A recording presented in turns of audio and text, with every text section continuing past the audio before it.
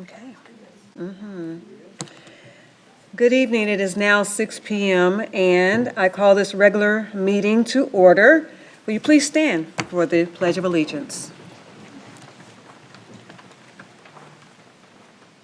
I pledge allegiance to the flag of the United States of America and to the republic for which it stands, one nation, under God, indivisible, with liberty and justice for all.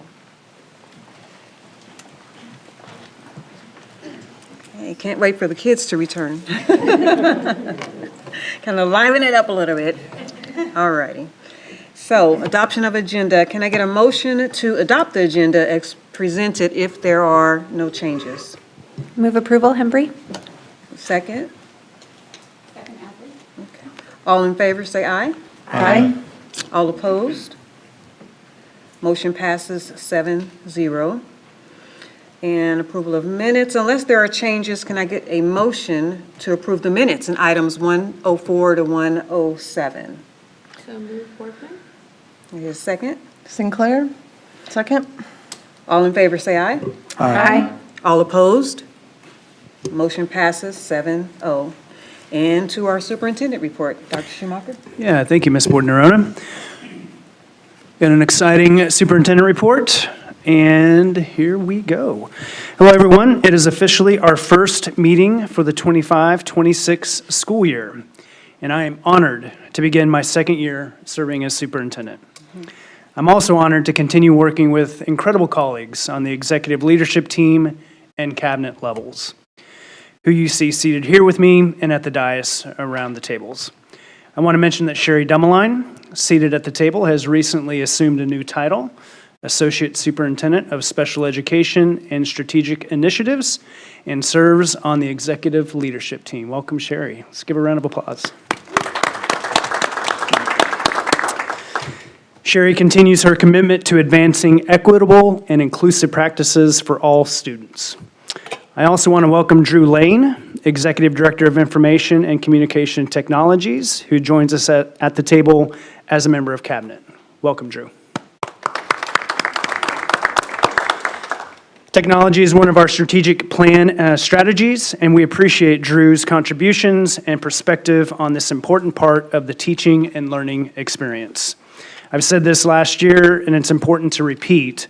It is important to have great people on your team, and I'm so fortunate to work with all of these individuals we see here tonight. I look forward to all that we will accomplish this new school year. Last week, we were glad to welcome members of our community to a non-teaching career fair here at the Center for Academic Achievement. Even though that event has concluded, we want to mention to anyone in our community, if you're interested in supporting student success, Shawnee Mission has a place for you. The non-teaching positions include custodians, paraeducators, food service assistants, operations and maintenance and skilled trade positions, information technology and communication technology, and aid positions such as educational, clerical, and nursing. We'll include a link in the recap for anyone interested in applying or for anyone who knows someone who may be interested. It's time to fill out back-to-school forms. Online verification is open on Skyward and requires parents and guardians to review and provide an electronic signature. We will include a link in the recap, emailed after this meeting to all staff and families, providing more information about how to complete this important step. It's been in the news and shared on some of our platforms that Shawnee Mission is facing a loss of almost $1 million due to a decision to withhold funding by the U.S. Department of Education. These are funds that support students who come from migrant families and English language learners. These funds also help recruit and retain effective teachers and principals. We have made budgetary commitments for this year, so our only option would be to shift local funds to other uses. Last week, I reached out to the offices of our federal senators and representatives, making clear the significant planning and budgetary challenges this freeze causes, and asking for the funds to be released immediately. We will continue to advocate for this funding release in accordance with federal law and so that we can continue to do what is best for all kids. Which brings me to a much more exciting beginning of the year announcement. I want to talk about our theme for the 25-26 school year, Because Kids. This theme gets everyone in our community thinking about the purpose behind the work that we do in our schools. We want each student to achieve their personal best, and we help them do that by providing them the best learning environments and opportunities. Individuals outside of the Shawnee Mission School District may not understand or recognize the importance and the significance of some of what we do. We serve every student every day, and we will do all of that and necessary in serving that mission, because kids. In the coming weeks, I'll encourage everyone to think about the students we serve and the purpose behind our work. And with that, that concludes my superintendent report. Ending on a great note there. Yes, I think we all were in agreement of that small but powerful statement there, because kids. Alrighty, so we turn now to board reports, and before we start, just to make a note that there were some changes, as there are with each year, with minor changes, actually, not many, with the Shawnee Mission Education Foundation still represented by Mario Garcia, Finance and Facilities, Mary Sinclair and myself, Policy Review, David Westbrook, Jessica Hembry, Heather Owsley, Real World Learning, Mr. David Westbrook, and the already designations of the KASB Board of Directors, Jamie Borgman will continue, KASB Legislative Committee, Heather Owsley, and SMAC PTA, Mario Garcia will continue in those roles. So with that, I'll just go down the line. Mr. Garcia. Sure, thank you.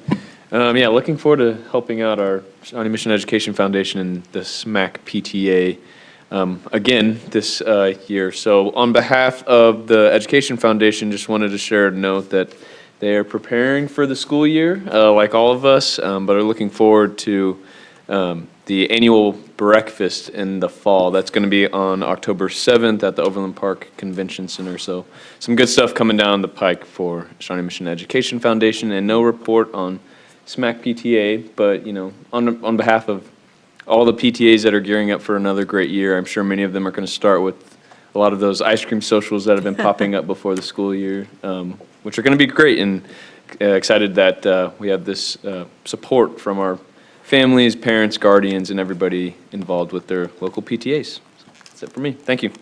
Thank you. Mrs. Sinclair, Dr. Sinclair.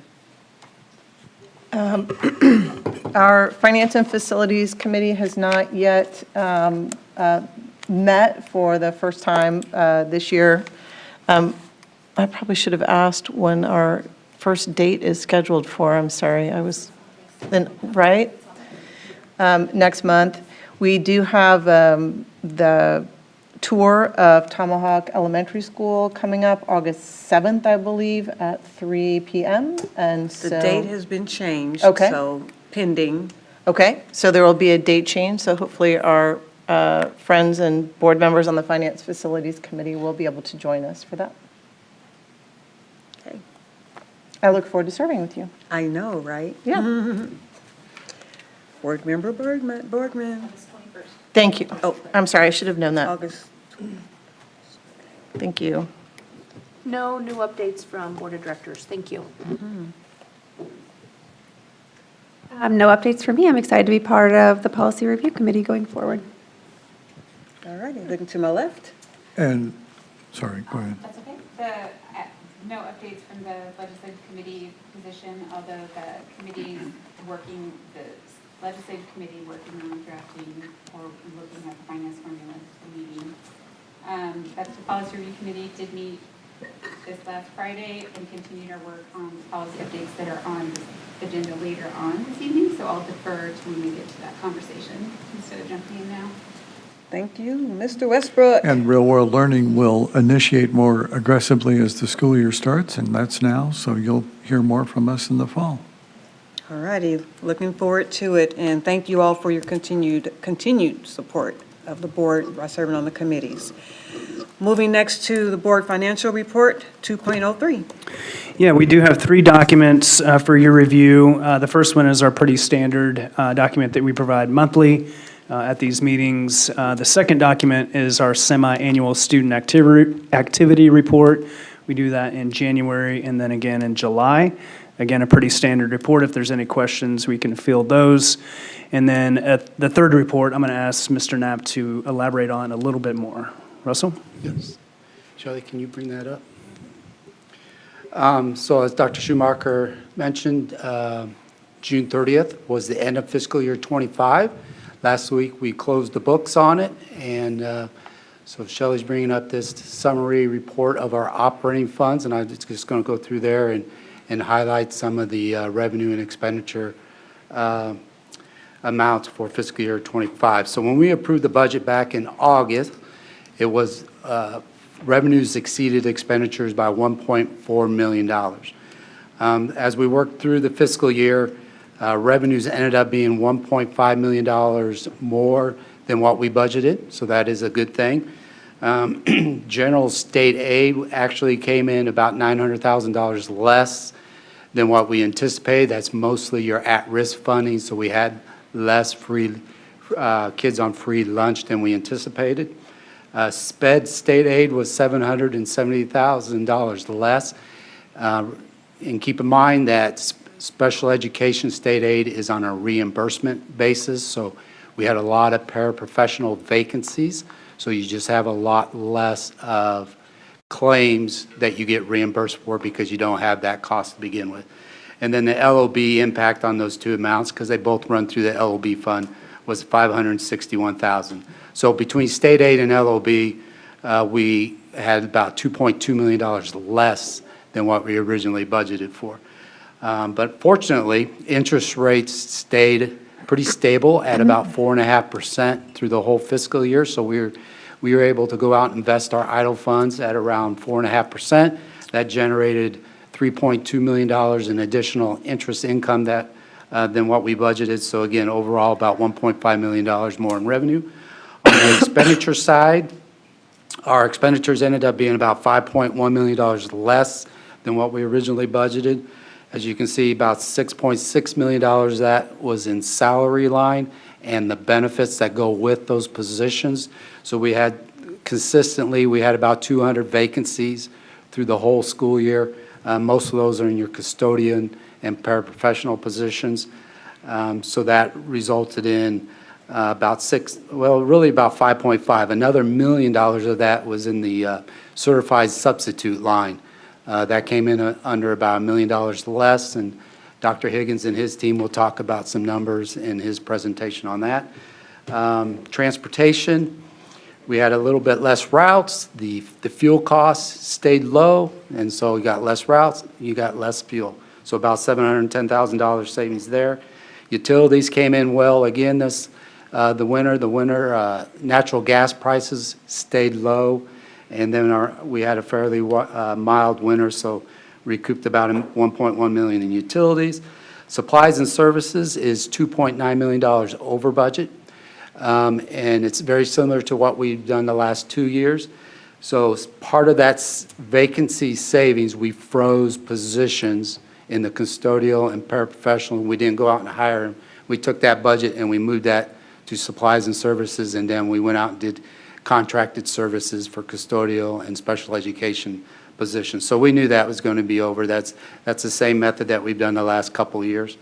And then the last one, instructional resource materials, that's where we transfer money to our textbook rental fund to keep up with our instructional resource cycle process over trying to look out into the future about 5 years to fund all those refresh of big textbook adoptions. So overall, we ended up revenues exceeding expenditures a little bit over $8 million, which puts our percent about 18.5% for fiscal year '25. I'll stand for any questions. I think it's important to note, too, that the negotiations team and we approved salary increases for all of our employee groups, and we do anticipate some deficit spending this coming year, which is going to lower our fund balances. Yeah. So just to note that. Of course, having these stable fund balances is important for our AAA rating as we get, potentially ready to go out to bond.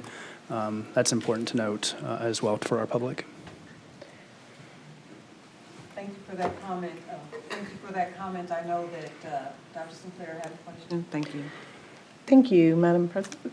The interest from the EIDL loan, is the $3.25 million, is that something that we will no longer have access to? Was that part of the federal relief funds? And so that potential for interest, are there? No, this just represent operating funds. So this is mainly due to the additional general state aid and the ability to invest it at 4.5% consistently through the whole fiscal year. Okay, so This is not the federal interest isn't dollars. part of the EIDL, I'm sorry, I thought you'd mentioned something about EIDL loan. Just our idle funds. EIDL fund, not EIDL, Yeah. idle, like Okay. sitting. Gotcha. Yep. Okay, Our cash flow that we were I able to gotcha. invest. Gotcha, okay, thank you. Yep. Yeah, Dr. Schumacher, I'll mention a little bit more about that when I do the revenue neutral rate presentation. Thank you. Yeah. If no further questions, then we can proceed to the discussion items. And 3.1. Yeah, our first discussion is a program update on substitute services. I'd like to invite Dr. Jeremy Higgins, our Associate Superintendent of Human Resources, and he has some guests with him as well. Thank you, Dr. Schumacher and board. My intro is going to be pretty short and sweet. I'm going to kick it over to Dr. Case, Director of Secondary HR, and Sarah Kretzkamp, who is our Kelly Education Liaison here in the district, and they are going to provide a little bit of an overview on our 24-25 sub-services and a little bit of a look ahead for 25-26. So I believe we're getting that presentation pulled up. Sorry about that. You are good, Shelley.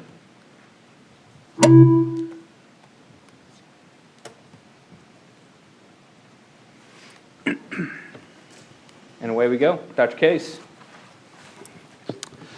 I want to say thank you for having us this evening and the opportunity to present to the board. It's always a pleasure to be here. And so, of course, we're going to be looking at some data here in just a bit, but I think we'd be remiss if we didn't open by just talking a little bit about sort of our philosophy as an HR department, along with the WIGs that we have tied to our strategic plan and which strategies that connects to. I do want to just sort of let you know that our presentation this evening is going to be a little more succinct this evening relative to presentations that we've done in the past. And so likely there's data that we've pulled. So if there's questions that you have about data that we don't have included in the presentation, certainly we'll have some opportunity for questions at the end. If we don't have that data, of course, we'd be happy to pull that for us as we go. Got some slides that are pulling over from previous, but we'll adjust there. So the place where I'm going to kind of hone in on our presentation here this evening is on this slide. There's a lot of data here to be had. So we're looking at data all the way back to the 2018-2019 school year, so the last 7 years of information. A few pieces that I want to point out here. One is that our fill rate did dip just a little bit relative to last year. So we went from 96.15% down to 95.15%. I do also want to recognize that Kelly Education Services, we're grateful to have their partnership, especially Sari working alongside as the liaison between our organization and that organization. She does a lot of just really, really great work, and one piece of that is ensuring that we're over the fill rate guarantee that KES has in place for us. That was 92%. As you can see, we've been above that rate really all the way along the line there, and we're very happy to say that, and that of course makes continuing to run the district and have the educational goals that we have set for our students be able to be in place even when our staff members have to be out. Another piece that I want to point out is that we did have a total of just over 31,000 plus total filled positions that we had out there that Kelly was able to fill for us. That's a lot of vacancies, but it is down a little bit. And so we're celebrating the number of absences being filled, that it's not quite as great as it has been in some years past. We think that a big part of that is attributed to the fact that we've been able to fill positions that in some years past we've had a much larger number of vacancies open than what we did going into the 24-25 school year. So that's exciting information. The other thing that I want to really highlight here, it's not specifically on the slide, but I think it is definitely incorporated into our data, and that is the sense that you may recall pandemic times, we created a position called the building subs role, and that essentially served to be able to pick up those last minute sub jobs that maybe weren't picked up by another substitute. And so evening before, or and oftentimes day of, those building sub roles will be able to be picked up by the building subs that are dedicated to that building. In the past, we were able to pay for that through ESSER funds. As ESSER funds have been something that has gone by the wayside, we did opt to be able to pick up those positions as part of our operating funds. And so they do definitely continue to be an important tool for us to be able to continue to keep our fill rate at a place that we feel good about. Sari, of course, is another part of the tools that we use, and she's just great in terms of staying in contact with the subs that are out there and driving the right people to the right places to make sure that we don't have any one building that has an overload of unfilled absences that's going to make it difficult to be able to operate that day. Next slide we're going to hone in on here is absence data by reason. Some things to point out, again, that are, I think, important to note. One piece is, of course, just a recognition that the data is over the last 3 years. I do want to highlight the fact that we did go up in terms of the number of personal days that teachers use. So that's an 11% increase that's represented from 23-24 to the 24-25 data.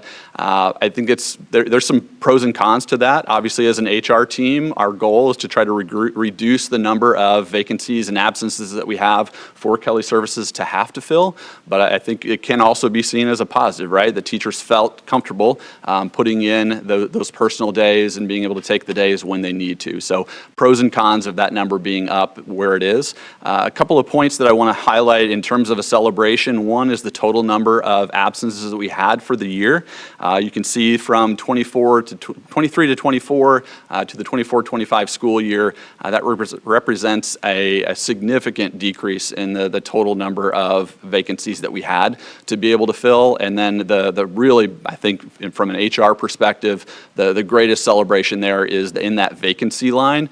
You can see a significant decrease from 14,000 down to the 8,000 range in terms of number of total vacancies. And that vacancy number essentially represents those positions that were out there that are teacher positions we had posted, unable to fill, but we need them to be able to operate our schools. And so the lower number of vacancy absences we have there, the more of our positions we've been able to fill with certified teachers that are in those roles rather than a long-term sub. So again, I think that's a big celebration in the sense of making sure that we're operating our schools in the way that we would want them to. Next slide that we're going to hone in on here is the fill rate month-to-month comparison. Again, we've got 23-24 data relative to 24-25 and how fill rates have looked over the course of the entire school year.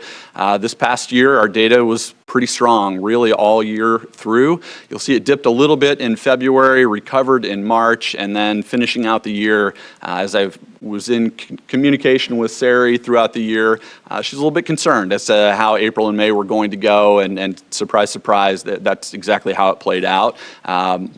Several reasons why we think that was the case, but Sari will talk to you just a little bit about some of the things we're doing to try to make sure that we have a strong year all the way through as we get deeper into our presentation here.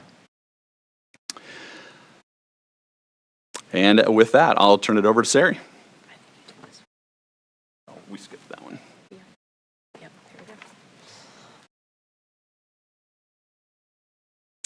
Thank you for giving me the opportunity to speak this evening.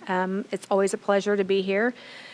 This year, Kelly Education really focused on giving thanks to our sub-pool by providing them with goodie bags that filled with snacks, miscellaneous other items like pens, hand sanitizer, chapstick, sticky notes, and other items that we found to be helpful for them while they're on the job. For sub appreciation, I dropped off goodie bags at a number of different schools for their substitute staff. For the 24-25 school year, we implemented a Sub of the Month program. Dr. Case, Michelle Lord, and I worked together as a team to recognize those subs that were nominated and chosen as winners for each month. It was truly an honorable experience. Each sub was surprised, and a couple even shed a few tears.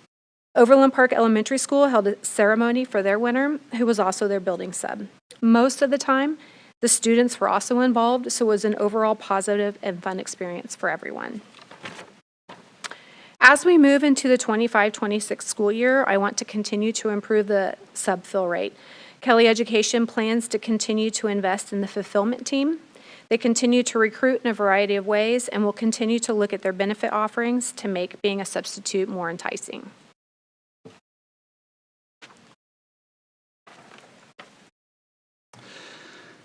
So now we're going to transition into just a discussion about rates renewal.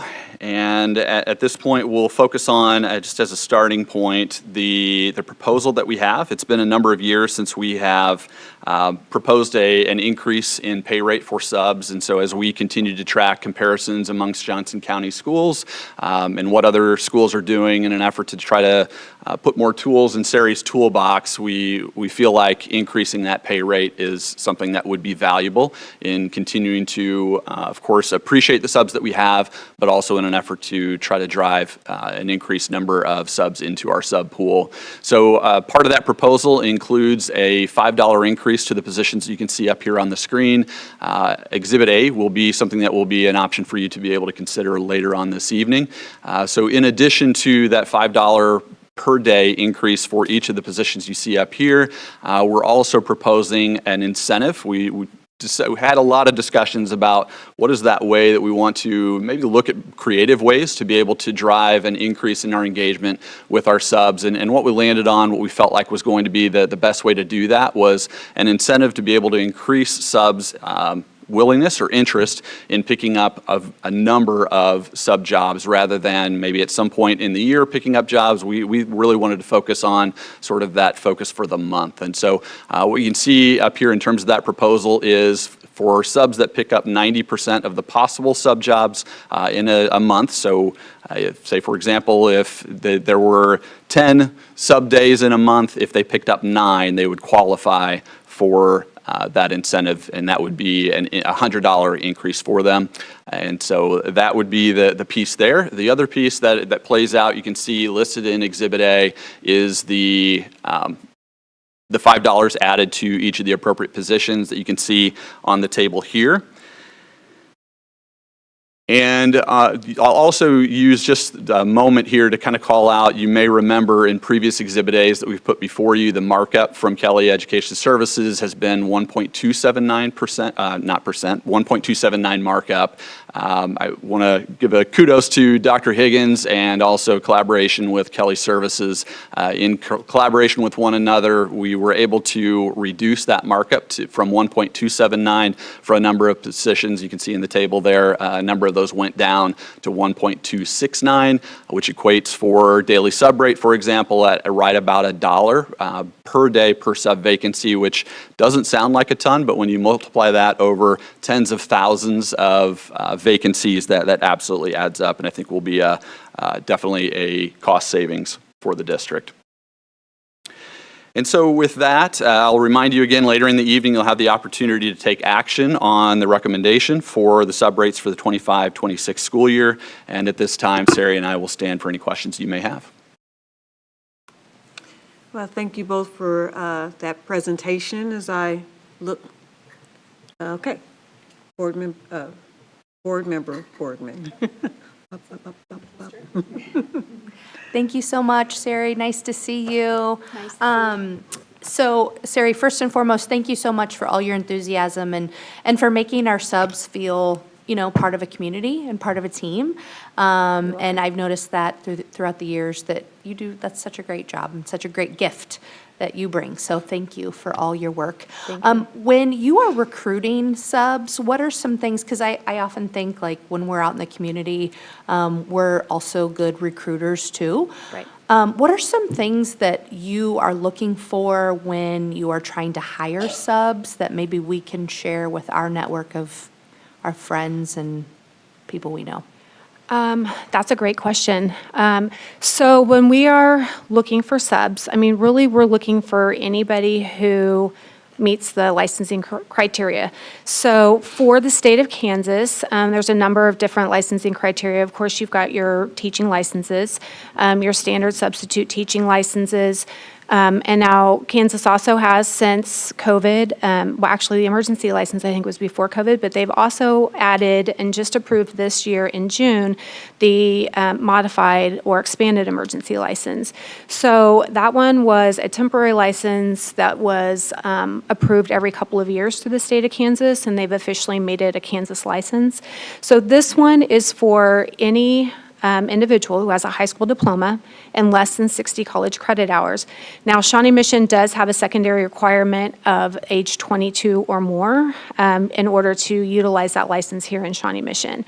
But that is a new license that is official through the state, so they can do that. So if you know anybody who's looking for a job, students that are trying to get hired on as long as they're 22, which can be kind of difficult, but we're looking for anybody who's really willing to go in and make a difference in the students' lives and help a teacher out. Appreciate it. Thank you. Yes. I appreciate the win-win scenario in adjusting, in the raising of rates for all of our different employees, and then you partnering with us in the billable rate. So I really appreciate that kind of win-win all the way around there. This question might be more about, I just is there anything more you can share about the building sub, the vacancy rates that's dropped so significantly? Any additional insights on that or thoughts that would be helpful for us to understand? The HR team is awesome. Oh, Dr. Higgins, of course. You know, that vacancy line dropping by 7,000 or whatever it did, that truly does represent our positions that we were able to fill with a certified teacher prior to the start of the year. So we didn't have to have a long-term sub in that position for the entire school year. So being able to fill those positions is a great thing. Led to cost savings of about $1 million in our sub line for subs that we had, projected for based on historical data that ultimately we didn't need. So it really is a kudos to the work that Michelle and Chris did and our building administrators on filling those positions. That's great. I'm glad Dr. Higgins added that. He was kind of joking a little bit, but it's true. I mean, the HR team has worked very hard, but it's a collaborative effort of them and the building leaders doing the work of that hiring process. So it is a great job. That's great. Just to put some numbers to that, in July of '23, we had 16 vacancies, and in July of '24, 5, and we're sitting at 7. That's all secondary, just because that's what I have closest access to, but numbers That's a are significant celebration It really right is. there. I just need to call that out. Thank you. Mario? Yeah, I'm grateful for this conversation. I said this last time, but I used to be a sub in Shawnee Mission, so love those experiences. Question for our HR folks. The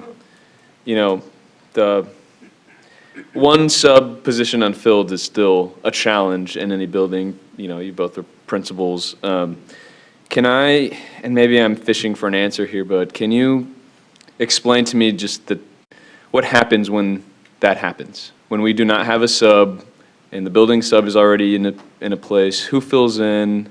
How do they manage that? And I don't know. I guess that's my first question. And then. Yeah, I would say it probably looks just a little bit different in every building, but generally there's someone that in the morning, first thing out of the gate, as soon as they get there, or honestly, probably even before they get there, the sub-report comes through at 6:35 in the morning, and so there's probably multiple people taking a look at that report to see, okay, what are the ones that we have filled? How many total subs do we have in the building today? How many of those are unfilled? And then they're starting to do the moving of the puzzle pieces to try to figure out how can I fill that? And so A number of tools that they use, of course, is that subs don't necessarily, they're not guaranteed a plan time like a teacher is. And so we might pull them from a support hour that might otherwise be built into their schedule or a plan time. Personally, whenever I was in that role, I tried to still get a teacher, a substitute, some kind of a break during the day, whether it was a plan or a support hour. But then they're starting to pull from other places where we have support hours or admin, counselors, librarian, any number of folks that are able to fill the gap. Got it. Sari also has access to emergency building subs. So essentially, these are her pod of floating building subs that she can deploy across the district as needed each and every morning. So those emergency building subs are not assigned to a building. They're assigned to Sari, and she tells them where to go. So it helps in those situations where a building is really strapped for resources on filling a position. Sure. And a lot of those days, thank you for that. That's great to know that we have a lot of resources to provide some of our buildings in those worst case scenarios. But I know some of those Fridays can be challenging, and you don't want a classroom of kids to go unmanaged, of course. But I know that can be a challenge. So I appreciate the insight, and I think it's important for community members to know exactly what that looks like and how we have to manage it based off that. So thank you. And Sari, correct me if I'm wrong, you are based here, not at a Kelly facility, correct? Right. Yes, that's correct. I have a cube in the HR department. I'm here 3 days a week, yes.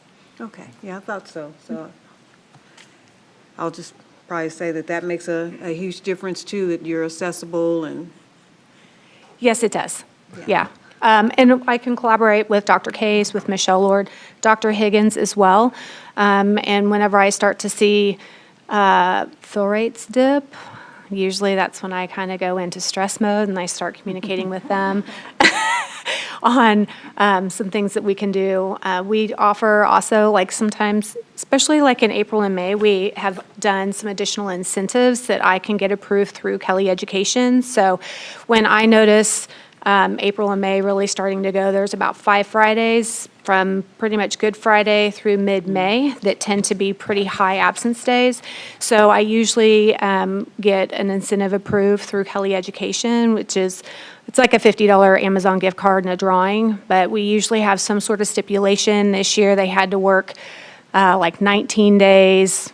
Most of it was Mondays and Fridays, and they couldn't have any same-day call-offs. So we had some rules on that to try to control it a little bit. But we did give away 4 $50 Amazon gift cards for that. And then there was one day this last school year that the Royals and the Chiefs both played in the same night, which can always make for a challenge the next day. And so we gave away a Chiefs soft side cooler, and a long-term sub at Oak Park Carpenter was the winner for that one. So we try to do some things as I start to notice high absence days coming up that might be harder to fill. We try to get something out there that will incentivize the subs. So, yeah. Oh, yeah. Yes, Ms. Borkman. Dr. Schumacher, if we notice this as to be another trend again this year, that might be something that the board takes a look at between that Good Friday and the end of the school year, if we need to, think about on a Monday and Friday raising wages or something, just for that. Yeah, we've done that. Yeah. We've done that before. Yep. Yeah, so HR team will be monitoring that, and if we need to, we'll bring something to you, absolutely. And where do we line up with other districts in terms of our pay for subs? Yeah, I've got that data here. So we do communicate with the districts around the Johnson County. Essentially, the lowest amount is $140 right now. There are, of course, the big three.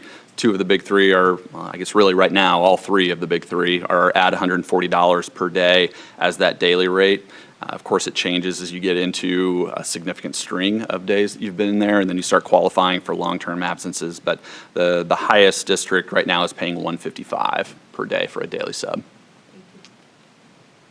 Okay. All righty. Thank you both very much.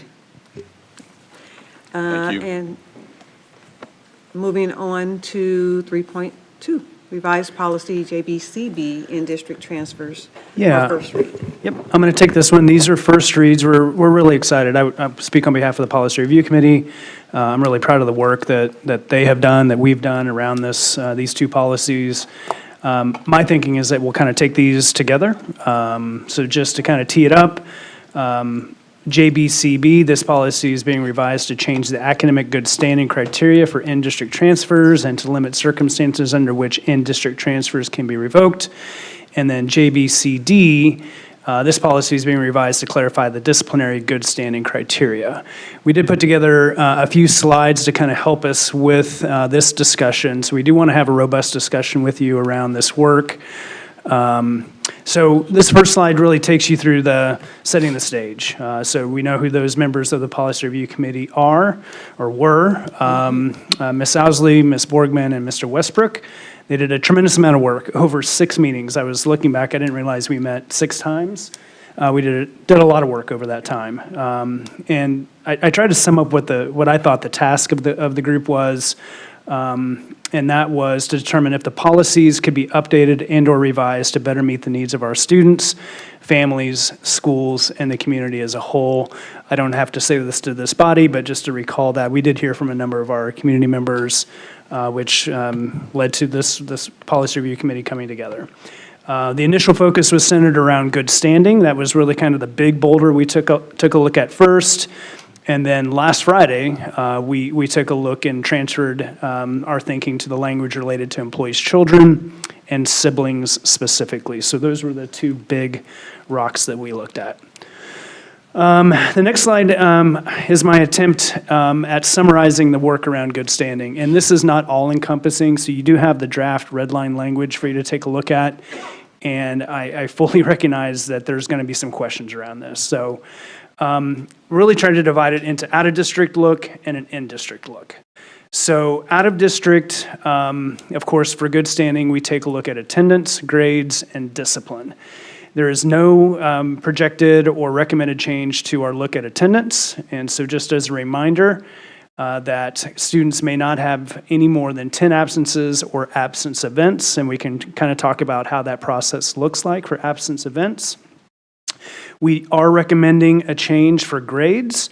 In the past, we looked at Fs and Ds. The recommendation of the PRC is to only count Fs. We felt like the Ds were perhaps limiting kids from taking challenging courses or penalizing kids for taking challenging courses. So that's that recommendation. And then we attempted to hard code our practice around discipline. So the language had no major disciplinary incidents as the standard. For our team, that equates to out-of-school suspension or expulsion. So our recommendation is to hard code what that means. For in-district, essentially the exact same thing, except the big change here is that generally in-district transfers are not subject to revocation once transfer approval has been granted. So let me try to summarize that. So for our in-district students, they would need to meet the same good standing criteria as out-of-district students upon initial placement, upon initial request to transfer, okay? But once they're placed, right? Except for some very large extenuating circumstances. So the thinking here is there are kids, right?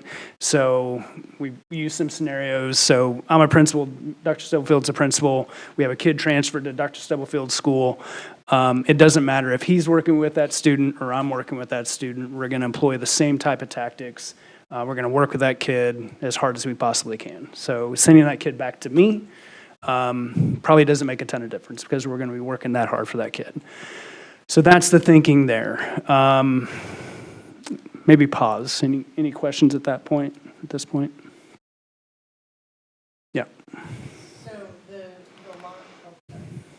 So the line about generally in-district transfers are not subject to revocation, is that pretty much current practice? No. Or would that be new? That would be brand new. Okay. We revoke kids.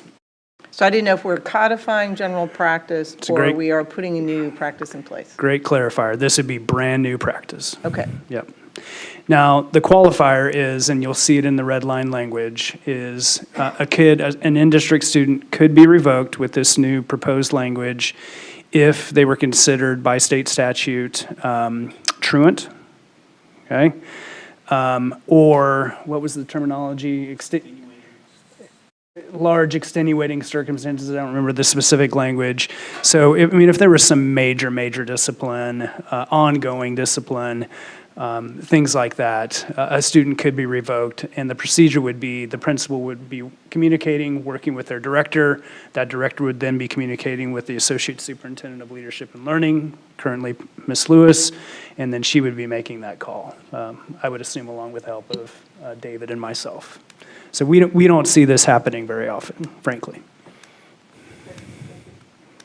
You said that, I think you were about to say, it is current practice that we send students back to their home schools. And I'm going to assume that we haven't seen a lot of great things come out of that choice. If the student isn't doing well at X school and they go back to their home school, I'm sure it's still a challenge. Am I wrong on that, or is it just? It's a great question. I don't know if I have that answer. I'll look to the team if they have any kind of anecdotal information. I do know that there's a lot of hurt feelings. Sure. It's very difficult for everyone involved, the student, number one, challenging for all of our administrators. I mean, that's not a conversation that you want to be having with kids. As far as the kid performing better or worse at going back to the school, I don't know if we have any data on that. No, we really don't have any data on that. I mean, I think it would also depend on individual situations and what the reasoning was, if it was, attendance or, So I'm just going to interject briefly, if that's okay. The data that we looked at, that the district put together for us when we were reviewing it, because of the previous practice from a couple of years ago of having these decisions made at the high school level as a general district overall, we don't have that data, so we just have data for the last 2 years. And so we're not able to say, what it looked like, say, overarching over a 10-year period of time. That's accurate. Yep. I would just be curious to hear kind of originally what the intention was by having this policy in place of you could essentially revoke transfer requests. Was the thinking that might encourage a higher level of performance, disciplinary adherence, that the threat of being sent back to your quote-unquote home school was, I guess I'm hypothesizing. Why did we have it in place to begin with? I'm going to plead ignorance. I wasn't superintendent at the time. Okay, that's fine. It's always good to know when it's just a Heather, relic. I don't know if you. So I've now been at a policy table discussion for this policy, I think, maybe 4 different times over the course of my time on the board. The very first time, it was in regards to a discussion about how at one point in time, Shawnee Mission did have a practice of having out-of-district transfers into the district with student fee payment. And I believe that was in or around 2014, maybe 13 or 14, when that was frozen because of school funding issues. And so we no longer allowed out-of-district transfers into the district. And then when I first joined the board, there was conversations about, at the first time, putting in place a preference for educators in the district for the transfers of their students. And then the second time we discussed it, it was in having your transfer be cohesive. So once you were transferred at the elementary level, it continued through the middle school and high school, because at one point in time, we required reapplication for transfer at each building level. And then we updated again before the state implemented their general transfer everywhere policy to open up to out-of-district transfers. And there was 2 schools of thoughts on that. Concern, one, that we might end up impacting neighboring districts by, I don't want to say stealing their students, but every student deserves to have an excellent education in their geographically situated home school. And so sometimes there's concern about if you end up with discombobulations of enrollments that you might be upsetting formula funding. But then the other side of that was, once we knew that the state was going to be doing it, we wanted to be out front and make sure we had an opportunity to work through it. So we did allow out-of-district transfers into Shawnee Mission, as we had done previously prior to the state requiring it, and then we came back to revisit it with the state requiring it. And each time there is a conversation about what is the skin in the game for the family with the transfer student. And so it can be logistically more difficult if you are a transfer family to get to a district that is outside of your attendance area for all sorts of various reasons. Sometimes it's difficult to get to school on time, even in your attendance area. So throw an additional layer of transportation onto that. And then just a general feeling of we don't want to be in a situation of where we are potentially creating additional burdens for buildings that are taking in transfers if they have to put in more concentrated effort on a single student, and is that then potentially disrupting the opportunities for the students who are geographically situated to attend there already. I don't know that we necessarily are able to track the benefit of that because, like I said, the data that we had able to us because it was more building operated, like we don't have a general practice data for the whole district. But what we have heard from the dais is from families who then, if they are in a situation of which the transfer is being revoked, it causes significant emotional impact for the child and for the family itself. And then we also have the additional layer with closing buildings due to capacity, that if you have a student that is in a building that is potentially closed for capacity, if they lose their transfer, they don't have an opportunity to go back. If they get things corrected to where their grades are fine, they're back in good standing, there's no opportunity to revisit that issue. And that seems like a very punitive outcome when we really want to be able to give kids the opportunity to succeed. The other issue with in-district students is that our data is the same for our in-district students no matter what. So as Dr. Schumacher was saying, our practice of providing an excellent education for all of our students is the practice, right, no matter what building you're in. And so it's not going to improve our numbers as a district as a whole if we have a student that is getting a potentially lower grade at one building. Our educational standards need to be getting that grade up no matter where they're at, to the best of our abilities. Finally, just one other thing on this was that I found it surprising, just personally looking at it from the C- perspective. I know in general, as a parent, at least my students have always looked at that quarter grade as kind of like, this is your temperature take for the class, right? So like you get your quarter grade and it's a D and you say, oh, I have grossly underestimated my ability to pull this together at the end. I need to like buckle down and get this grade up. For our transfer students, that counts. You're done. Your transfer's revoked. And so it's a very difficult standard to meet, and I think unintentionally, and as someone who has sat at the policy table for all of these different times, completely unintentionally, but the impact has been that we have a very small subcategory of students for which we have extraordinarily high potential for emotional distress for something that we don't. I want a kid to take honors classes. I want them to challenge themselves. If they get a D at a quarter report card grade, I don't want them to then be dealing with the ramifications of I don't get to be at school with my friends. So all of that's a real quick, dirty summary of a lot of information at once. I think I'm remembering I was on policy review committee when we did open enrollment a year earlier than we were required to do open enrollment essentially.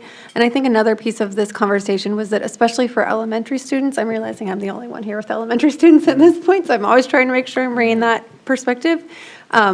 To some extent, things like attendance have as much, if not more, to do with parents and the parents' ability to get the kid where the kid is supposed to be at the time they're supposed to be there, and that this sort of, for lack of a better term, threat of a revoked transfer is partially intended to help families understand the obligation that they're taking on, and having an elementary student in particular have an in-district transfer, that it's not just make sure your kid gets their grades up, but it's also something of a kind of clear set of expectations to families that a transfer is not sort of a right that you necessarily have, but an opportunity, and that there are expectations of families that go with that. So I'm not supportive of this. I just want to be very eyes wide open about the fact that this policy does a lot of things, and it can be experienced really differently for a kindergarten student versus a senior in high school. And it probably does, while there's some unintended consequences, I do think getting rid of it may have some unintended consequences as well. So I hope we have a plan to keep an eye on it. You brought up something I forgot to mention, that the recommendation is also not to include grades as a piece of good standing for elementary kids. So that's a piece too. We really don't keep letter grades up until 5th or 6th grade, so it really didn't apply. So that's one piece. And we'll have more discussion around this, but even though if passed, that we won't be revoking in-district transfers, it does not mean that we won't be problem-solving, having really challenging conversations with parents. Is this the right placement? You know, is this a burden for you to get your kid here? Because it looks that way, right? So we will continue to have those coaching conversations and those hard conversations from a building and a district standpoint. But ultimately, if they want to stay there, they would stay unless they met a truancy standard. So. And I just wanted to throw out one of the things that Associate Superintendent of Leadership and Learning, Pam Lewis, had pointed out during one of our meetings was that finding those supports for someone in their geographic location is sometimes easier with the network there. So if you have someone who's having trouble getting their student to school, if you have someone who can rely on another member of that team to get them to school, it's easier sometimes in that geographic community. And I think that also was something that I kept in mind too when we were looking at the difference sometimes between out of district and in district. Is even more difficult if you're talking about someone completely out of district. And so there's a lot of different layers. You know, Ms. Borgman had indicated, and we had all kind of come to consensus and agreed that we would continue to monitor this and get an update on this in about a year, probably around August, September, October, somewhere in there, so we can look at the year as a whole. But I do think that it is the data underneath this, it's tricky because we just don't necessarily have it. So that part is tricky. I think that we did see this year an uptick, I would say statistically significant uptick in revocations of transfers. And so some of what we were hearing at the dais from families was those anecdotal stories were reflected in the data that we do have for the last 2 years. One other quick question of clarification. In this summary chart, out of district, is that referring to out of district children of employees? Yes. Yes. Thank you. Mm-hmm. Yep. Thank you for that great summary, Ms. Ousley. I appreciate it. I thank you for the comments. I think it's important to note that our mission and our North Star that we kind of kept coming back to is really because kids. And so we are well aware that we may have a blind spot in here, but we always kept coming back to what is the right thing to do for our kids. And so we just felt like as a policy committee, this is the right thing to do for kids. And we also know that there may be consequences in here that we just can't foresee at this point. But like Ms. Ousley said, we are willing to take a look at it in a year. But I just really want to thank, there have been several staff members who've really leaned in and have expressed, a lot of concern over this. And, thanks for shaking the tree a little because, this is something that needed to be done. And thank you so much to our administrative team for being willing and open to this conversation because, again, because kids. Yep. So I appreciate all the work, and we did meet a lot. And Is that why you transferred out? The policy committee. I'm just kidding. I had one update on that, or one comment in response to that too. I do think because kids, yes, that's the theme of the year, and yes, that's, I think, the driving intention from both the policy committee and the leadership team that were there at the table with us. But in addition to that, the administrative burden reduction of eliminating revocations with in-district transfers, except in extenuating egregious circumstance, is going to be significant. And so we have a large amount of administrative hours going into quarterly reviews right now currently of whether or not someone is going to continue to remain in good standing. And taking that off of the table removes a large burden. And then if you add on to that the additional communication that then comes from the family that appeals the revocation or wants to provide additional mitigating factor information, it can be a lengthy process that is emotionally charged. And so it does really streamline the administration of the transfer policy from that, just from a practical. So yes, because kids is important, and also sanity for administrators in charge of reviewing these things is also important. Yep. Thank you for adding that. Jamie and Ms. Bergman, thank you for acknowledging the work and the voices that we heard. I think it's our process at play where we hear from our community and then we respond to concerns appropriately. So thank you for calling that out. Shelley, if you go to the next slide. I don't know how I titled this, but that's how I titled it, How to Treat Employees, Students, and Siblings. So that was really the next big rock that we took a look at. So we showed this graphic. We were pretty proud of what we put together on what our current practice is. And we think it in a very succinct way, perhaps, shows you our step-by-step process of how we go through in-district and out-of-district transfers. We start with siblings, then we move on to employees' kids, in-district transfers, open enrollment. And that last line, August 1st, in-district placements as a new option, we wanted to highlight that as a perhaps a hard-coded option for the Policy Review Committee to consider. Shelley, if you go to the next slide. So option one, so we presented two different options to the Policy Review Committee on Friday. The first one was this, and essentially what it would be doing is hard coding what we would hope to do this year and what we did in previous years before open enrollment was such a constraint to us, where we would give staff, where we would communicate more clearly, one, what the process was, and then at the very end, if there was seats open after all of those steps were gone through, we would then place siblings first and then employees' kids into any open available seats. So that was option one. So that was a pretty minor change, if you will. If you go to the next slide, in better detail, explains what our recommendation is for you tonight in the first read. Essentially what we would do is enroll siblings of all existing and open enrollment siblings in school where sibling attends in January before capacity by grade level at open buildings is determined except in closed buildings. So in layman's terms, we would give siblings for employees' kids and non-employees' kids the first bite of the apple, if you will. So we would have to move up our window. Sorry, Shelley, go 2 slides back. You can see in our current practice, this process starts in February with the recommendation that we have before you. If you go back to that slide, thank you.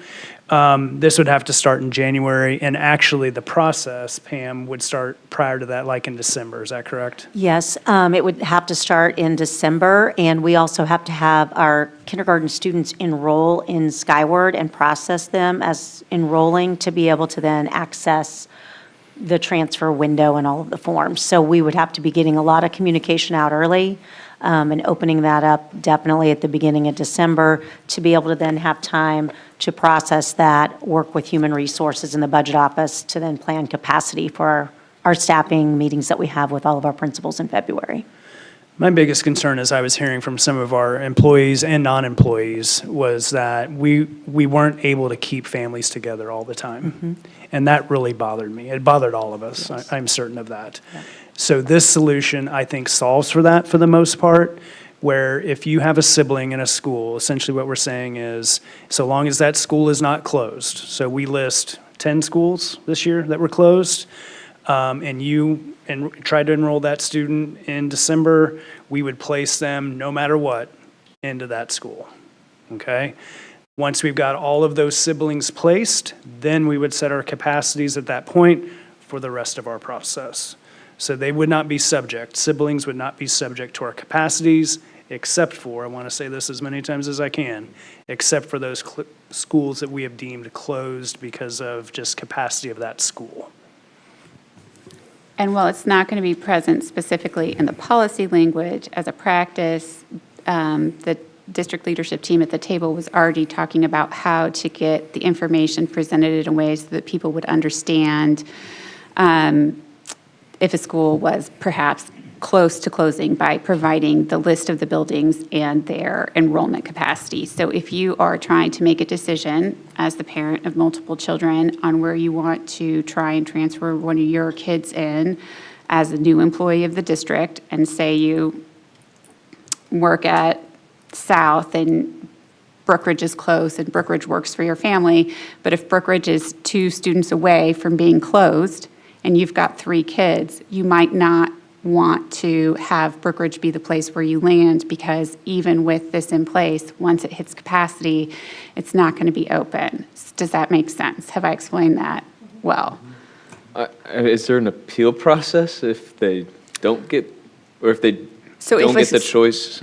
So if a building is closed because of capacity, it just can't take any, that. It's just if not a- safe. it's- There's Right, sure. Once we're at capacity in a building, or we're over capacity, is when we start having conversations about, do we have a boundary line issue? Do we have to build, like, it's Yeah, closed, of it's course. full.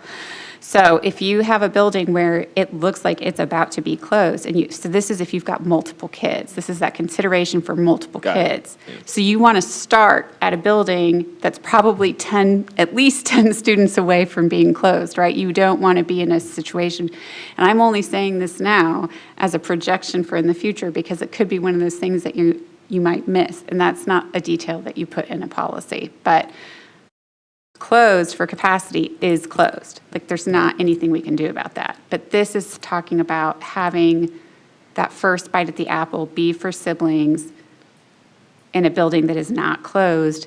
They're counted in there prior to us doing a capacity count. And those schools that are open and have the space are going to be recommended to these families directly? Or they just have to? We would fall short of recommending, Do their- but we would be very transparent about, hey, here's the numbers, here's what would close a school. And go ahead, Pam. Yeah, we have it posted on our website that will always say these are the schools that are Okay. closed. That being said, elementary, we always look at that number of 525, and that's what that enrollment is when we set up our transfer protocol and put all of our forms into the system. So usually that's December that we look at current enrollment in Skyward, and any elementary school that's 525 or above, we close that school for any transfers.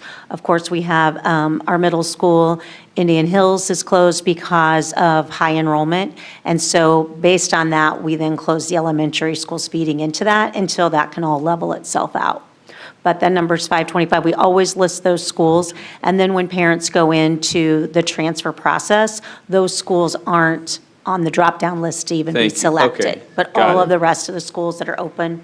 And then they also do a first choice, second choice, third Mm-hmm. choice, especially, a lot of times it's a situation where they want to be near where mom works or a grandparent or something like that. And if there's not space available as we process through on the first choice, then we look at the second choice and go through that process. Thank you. And the only reason I said recommendation, and that's probably not the Yeah, yeah. right terminology to use, but we're not going to be identifying where mom or dad might be teaching, and based off of the route to get to that building they need to drop their kid off at. If they work at North, they don't have to go to Crestview. No. There's no, Yeah. That's That's district family. will not be having any input on where. No, so long as the building's open. and- Sure, yep. okay. Real quick, Ms. Lewis, you mentioned the kindergarten. Forgive me, I don't want to mix up your words, but my understanding is in some communities, kindergarten is hard to identify or speculate how many kids are going to be there just because of new families. Maybe the first kid's going to be in kindergarten that next year. Is there any issues that you foresee rolling out earlier? Because I think the key point with following this new process is that we would have siblings already in that enrollment count before we ever started processing additional transfers. got it. So then we would be able to say, if we go up to our guideline through transfers to 18, we already know that we have 17 per class. So they're placed earlier, and we can build that into our projections and our enrollment. Okay, that makes sense. Since you brought up, I mean, some potential risks, or there's the potential for some cost associated with this as we take on students, we have to make sections. The kindergarten example, I think, is a good one, where we're taking perhaps a lot of siblings into kindergartens across the district. We're going to count them in those numbers before we know who's going to come in through the door. Yeah, so we're willing to deal with it, but honestly, there's some risks there. There's some risk of, some pretty large sections, maybe more sections than we would have anticipated at some of our elementary schools. But I think what this board needs to consider, and what the policy review committee did consider, is the risk worth the reward, right, to our siblings? And I think I can say for certain that the policy review committee and the administrative team felt like it was worth the risk. One last thing. All of this to say, of course, we needed to engage with Rachel England, our general counsel, to gauge out any legal risk caused by this policy in comparison to how we're treating open enrollment. We are more than comfortable with the recommendation that we provided to the policy review committee, and that is now before you. And so then I have one more thing for our conversation this evening. During the course of the last 5 or 6 meetings as we focused on this, our initial projection was that we would be making changes moving forward. We would not be looking back. But over the last 2 meetings, in discussion with regards to the data on the numbers of students impacted, we potentially have a group of students that for this last year are now facing revocation of transfer for a situation in which this upcoming year their transfer would not be revoked. And because of the nature of the timeline that we have in front of us for that 1 year of students, so this is just for this last year of students, enrollment starts, or school starts, in just a few weeks. And so we do not anticipate voting on this policy because we want everyone to have an opportunity to really digest it, to read through it, to come up with whatever changes you might want to discuss or to think through. And our first meeting in August is a workshop, and then we wouldn't vote until the second meeting in August, and at that point, we're into the school year. And so I have a motion to bring, and I can make the motion, but I'm going to just describe what it is that I'm setting up, is an opportunity for us to potentially consider later on this evening clawing back the revocation of transfers for students that would be impacted by how we are assessing good standing, potentially moving forward, so as to prevent, I think it is around 100 students.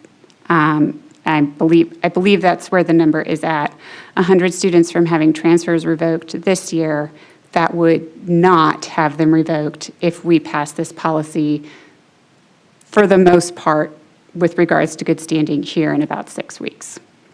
If there was a way to have lined it up to where we could have worked faster to have given everyone the time to digest prior to this, we would have. But I will say we did actually work with a quickness considering the weight of the policy considerations. We really wanted to have our due diligence there. So I do have a motion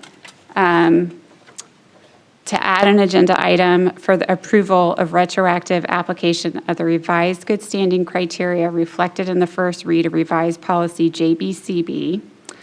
So I'm going to make that motion, and I guess April would need to call for a second. Oh, do you want me to read the motion that I'm moving to have added to the agenda for later so that we have clarity on that? Okay. The agenda item I'm proposing that we add, item 6.08, approval of retroactive application of the revised good standing criteria reflected in revised policy JBCB in district transfers, first read. This is the motion I'll be seeking later. What you're voting on now is just whether or not we add this to the agenda to discuss later. So you can vote on this now, we can discuss it later, and you can vote no later. So I'm just, you're not approving this underlying motion. yet. So I move that the district retroactively apply the revised good standing criteria reflected in the first read, a revised policy JBCB to those resident students whose in-district transfer was revoked at the end of the spring 2025 semester due to failure to meet good standing criteria, and that those students be permitted to continue on transfer if they meet the revised good standing criteria reflected in the first read of revised policy JBCB. That would be the one for later. So that's the motion to add it to the agenda. I'll second that. And a second to add the agenda item? Right, okay. All in favor? Say, oh, sorry, no discussion? Yeah.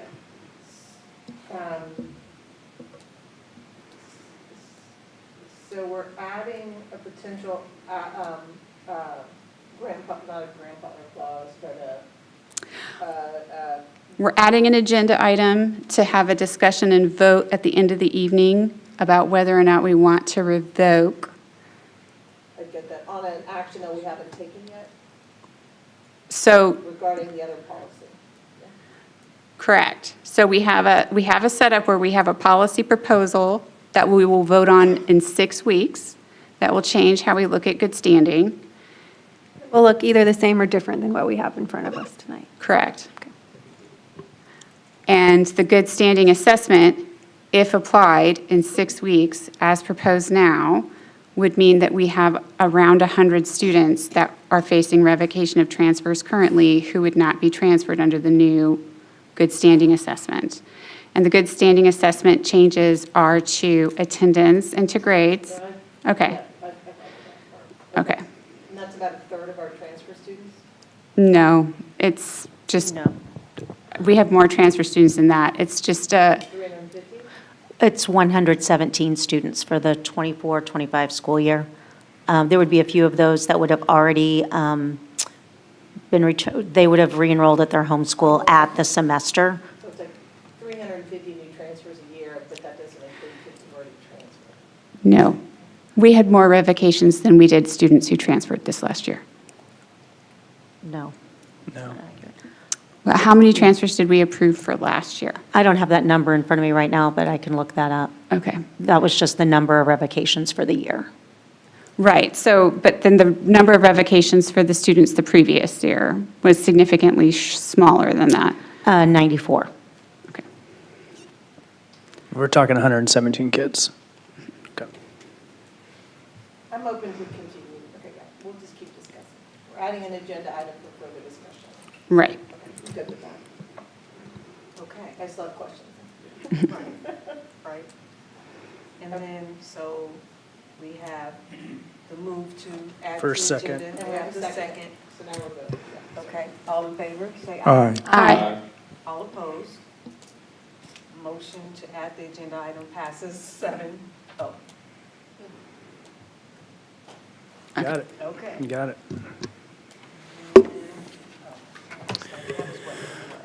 That was, what was that? 3-2 and 3-3? Is that where we're at? Right, we did vote. So really good discussion. This is a first read.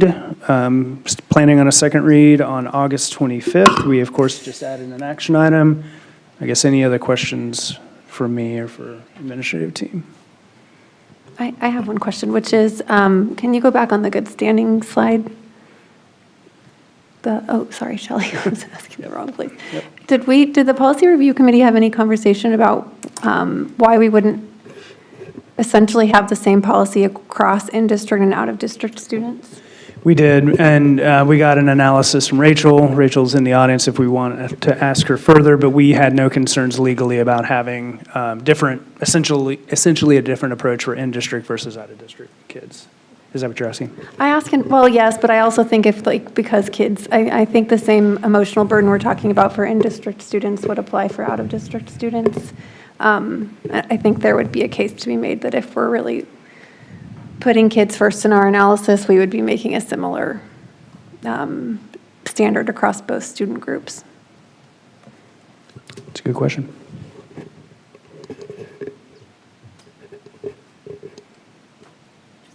Yep. Duly noted. What do you say to that? Sure, sure. Okay.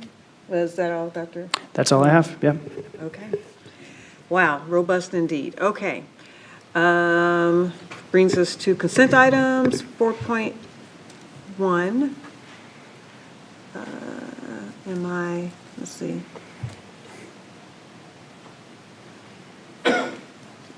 So motion to approve consent items is presented. Move approval, Borgman. Can I get a second? Second, Hembry. All in favor, say aye. Aye. All opposed?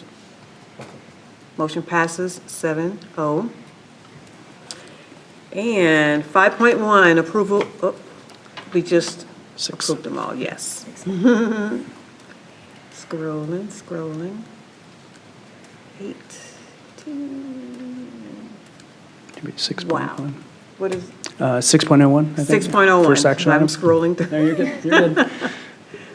I can tee it up if you're, It is, I'm right there. Authorization of the substitute pay rates. yeah. So we did hear from Dr. Higgins and team on their report. This is the recommendation. I do recommend authorization of the contract with Kelly Education and the proposed substitute pay rates for the 2025-2026 school year. Substitute cost will be paid from operating funds. Okay. Can I get a motion to approve? Move approval, Hembry. Second? Second, Garcia. All in favor, say aye. Aye. All opposed? 6.02 passes 7-0. 6.01 passes 7-0. 6.02, approval to publish notice of budget and R&R hearings. Yeah, before I make my recommendation, I would like Mr. Knapp to go through his presentation, please. Thank you, Dr. Schumacher. Pull aside. Yes, so this action item is seeking your approval to do the publications of our two hearings, the revenue neutral rate and the actual budget for 25-26. So take you back to the budget timeline.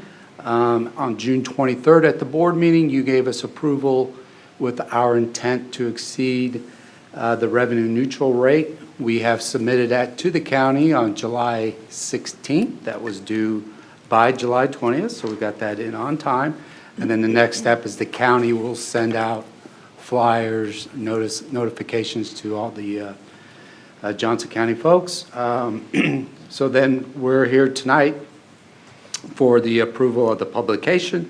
It'll be published in the Kansas City Star shortly after that, if approved, 10-day window. And then August 25th are the two scheduled hearings at our board meeting.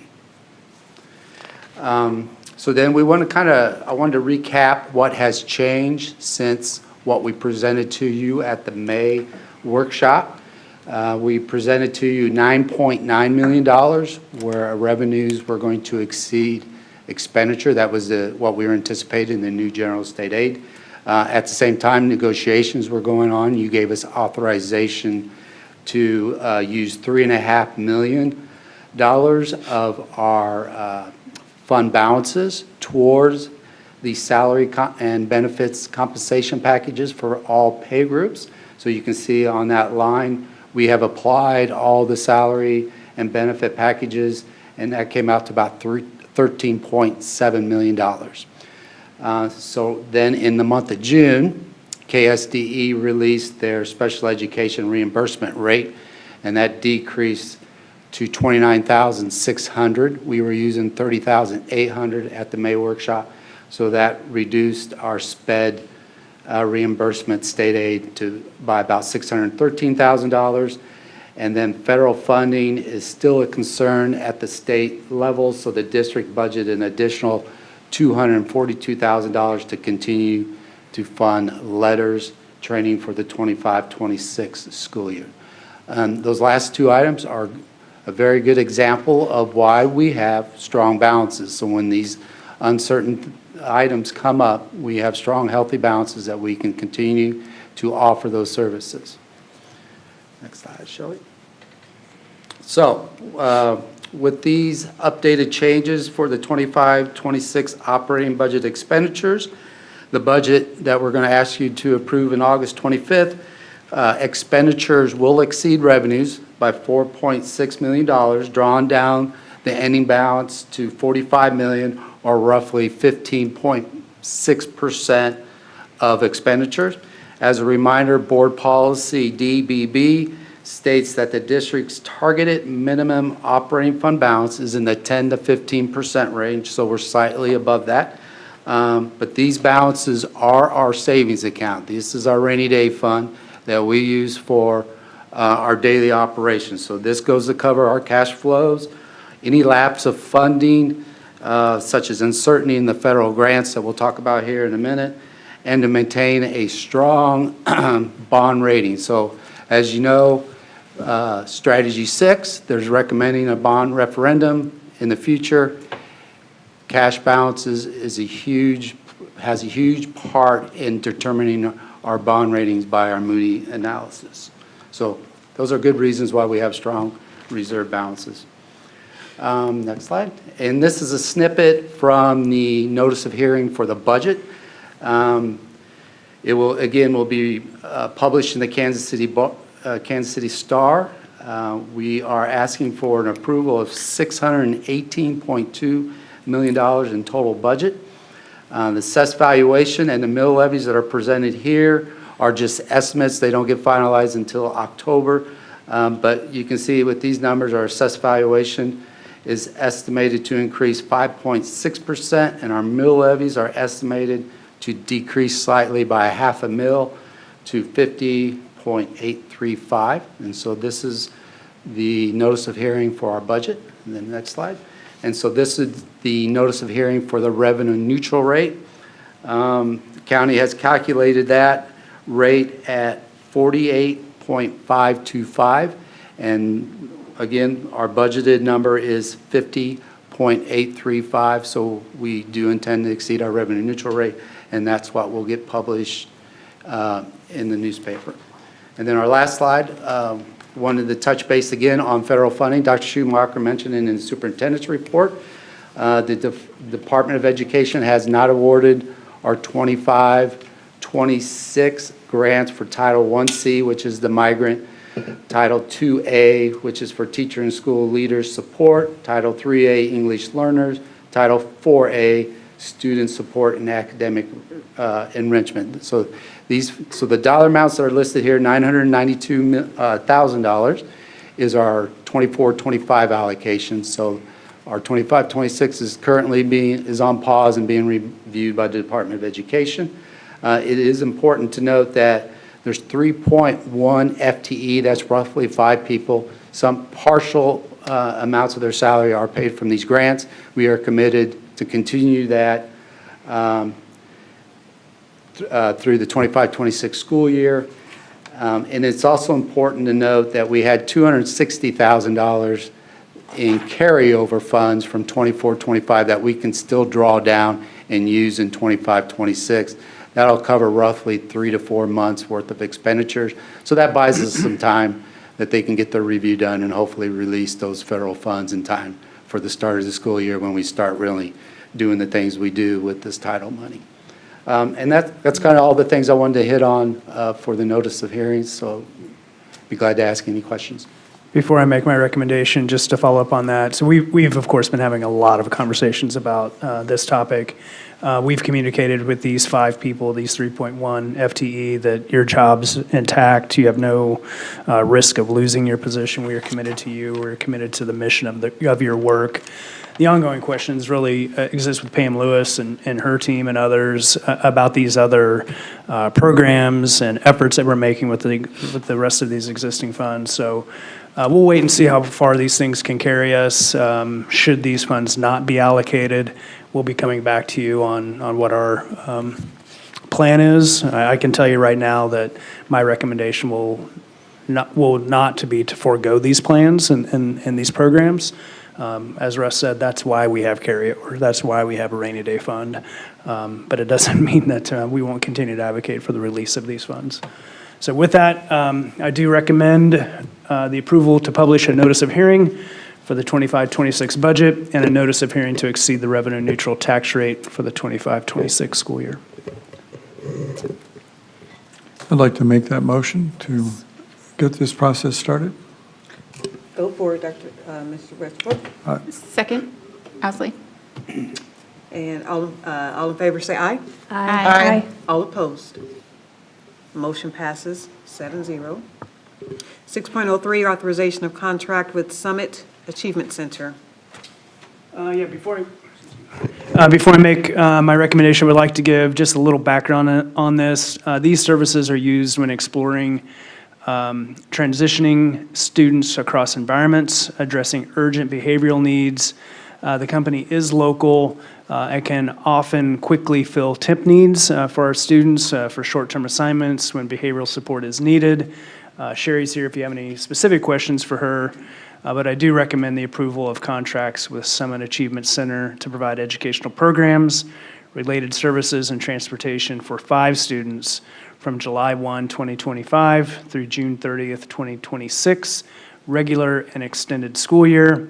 Based on current enrollment, cost for tuition and service is estimated to not exceed $690,000. This will be paid for with operating funds, special education. Any questions, discussion? Take a motion. Westbrook? Oh, I'd sorry. at least Can I like get a motion this, to- I'll second it if I can get there fast. And if I have a very special interest in making this motion, so I'd like to do so. I'm happy to second. Thank you. And then, Sinclair? all in favor, say aye. Aye. And all opposed? Motion passes 7-0. Okay. Can I, Let me pause to give time for discussion. I wanted to hear what his special Yes. reason I was. was coming back to you. I was like, when do I do that I was now? going to whisper, what was their special? Well, I happen to think that the way we treat our special education kids is the conscience of how we treat all kids. And I think that this is a lot of money to spend on transportation for these students. It gives them an opportunity that they deserve, and we do it proudly, and we do it enthusiastically. And it's very, very special that we care that much about our kids to do this, not because it's required of us, but because we know it's the right thing. So that's my comment. And we thank you for that. Yep. I wish we could vote again now that we heard David's rousing explanation. We were good before we knew Right. we were going to be told we were Right. good. Sorry about that. All righty, 6.04, authorization of VMware software upgrade and renewal licenses. All right, so this is a highly technical motion that I'm going to ask Dr. Stubblefield to give me a little help on, please, before I make my I'm going to take a stab at this here. Thank you, Dr. Schumacher. First of all, this is a software that we currently are using. We're just asking for a renewal and an upgrade to this software. And just kind of explain what this software does. We have 2 locations in our district that we house physical servers. That's here at the CAA, and that's at Indian Creek. What this software does is it will allow us, that physical server, to become a virtual server that will then provide access across the entire district for things like our desktop applications that our students use on a daily basis and that our staff use on a daily basis. So what this software does, it's going to provide that continuity of the services, continuing of services. It will also enhance, our current software that we have with that, and it will provide some reliability across the district for all of our staff and students. I knew he could do it. I don't know. I'm trying not to look over at Drew, I really but thought you were going to phone a friend. I thought it was going to happen. that's the way that I heard it from Drew when he explained it to me, and that's what I'm sticking with. He gave you a thumbs up. You missed it. I missed the thumbs up. We joke, but clearly it's very important that we have access to this. So if you do have any further questions, Yes. after I make my recommendation, Drew's here. I do recommend authorization for the acquisition of VMware upgrade and renewal software licenses through CDWG. This investment ensures continued support, performance enhancements, and long-term system reliability. This is a planned capital outlay expenditure. The total commitment is $556,511, structured as 5 equal annual payments of $111,302.20. Move approval, Hembry? Second, Sinclair? All in favor, say aye. Can I have a quick question? I know. Rhythm, you got it. Yes. Any questions? So does this increase, so from a user perspective, a student or staff perspective, this allows, can you just speak to what the difference might be, what problem it's alleviating if I'm a student or a staff? So by and large, it's not to address a major problem of any sort. It's to be kind of proactive in heading off any sorts of major problems we have. So there are things in here like tools that allow us to do stuff around stability, overall platform stability, individual server stability, those types of things. Monitoring tools to give us a heads up if something doesn't look like it's quite right before it actually becomes an issue. And then, of course, the renewal part of it is, like Dr. Stubblefield said, this is what allows us to run a lot of virtual servers on less hardware, physical hardware, at both of our locations. Okay. Thank you. Any other questions? Okay. I've forgotten where I did. Did I do? We have a first and second. Okay. All in favor, say aye. Aye. All opposed? Motion passes 7-0. Then we have 6.05, authorization of a one-year digital license extension of Savez, my perspective, of Savez. I'll stop there. Good idea. I recommend authorization of a one-year digital license extension of Savas My Perspectives, ELA, with a 2025 copyright for grades 7-12 English Language Arts through the 27-28 school year. The approximate cost is $361,760. It's contingent upon student enrollment and need for materials and will be paid with budgeted textbook funds. We're bringing this to you as an extension of an existing adoption. Our cycle of adoptions has this going forward next year. Our staff love the resource, as Dr. Dennis is nodding. Given that this year will be a moderately light year for resource adoptions, we thought we would bring this to you now. But we've been planning on this for a while. And I would add that we have another major adoption that would line up with it, and so this will allow us to separate those. Thank you.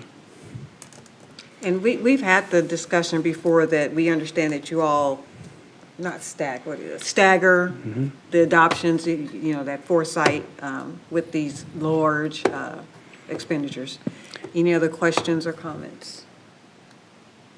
Can I get a motion to approve? I move approval, Sinclair? Second, Borgman? All in favor, say aye. Aye. Aye. All opposed? Motion passes 7-0. 6.06, authorization to purchase the durably bound novel set. Yeah, I recommend authorization to purchase durably bound novel sets for secondary English language classrooms at a cost of approximately $395,080.20, with final cost contingent upon student need and the number of copies ordered. This is a budgeted expense from the textbook fund. Dr. Dennis, these provide hard back and soft back resources within our classrooms through the approved reading list. Is that correct? That is correct. It would be supplemental material and give students some choice and voice in a format that is durable and will be able to last. Thank you. Move approval, Borgman? Second. Second, Hembry? Oh, we all wanted that one. We get to read them. I did look through the list. I was like, it was kind of fun. Yeah, I've read about half of them, but I'm like, oh, this is another like. It's like a to-do list to look at this set of novels. Yeah. Secret Life of Bees is my fave on the list. The That I've read. classics as Yep. a hardbound. Yep, Well it's done. good. Yeah. James is. Yeah. All in favor then, say aye. Aye. All opposed? Motion passes 6-0, 7-0. We're in 6.07, the approval of new policy EBBG. So we don't do this very often, but we're asking for a first and a final read on this. The Policy Review Committee did take a look at this in the summer. They tasked the district administrative team to get our handbook in order and make sure the plan was in place before we brought it to you for approval. Dr. Ziegler, Ms. Bundy has done that. The reason we're asking for a first and second is we would like this in place before the school year starts. So with that lead in, I do recommend this new policy to outline the requirements in a new law, KSA 72-6288. This law requires that each school district adopt a comprehensive cardiac emergency response plan. The plan must include policies and procedures for each attendance center operated by the school district and for off-campus activities. District plans must be based on statewide standards adopted by the Kansas Department of Health and Environment. And Dr. Ziegler, of course, is here if you have any detailed questions for her. I'll make that motion. Second. Do we have Heather. Heather? Thank you. And I really appreciate having a policy review committee for situations like this, to know that 3 board members have really gone through thoroughly with the superintendent, and so I just wanted to state that. It would have been Thank with you. that last chunk of updates from KASB, but we wanted everything to be cohesive together. Appreciate that. Is this reflecting any change in practice, or are we codifying pretty much what we've done in alignment with new state law? That is a great question. I believe this gives us a more solid foundation to ensure that our principals have guidance as to the who, what, when, where, and why when we run plans. And they will be working in partnership with their nurses at the building level to implement the protocols for the mandatory training at the building level. I think that the state law that was passed is a good one. I think we on the policy committee just we found, there was pause, I guess, for like after hours events for clubs and things like that. And so thank you, Dr. Sinclair, for your words, because we really did go through it. And I mean, it's a great policy. And also, again, when school ends, we still have to be responsible, and it did require us to take a closer look at some things, so thank you very much, Dr. Ziegler. Okay. All in favor, then say aye. Aye. Aye. All opposed?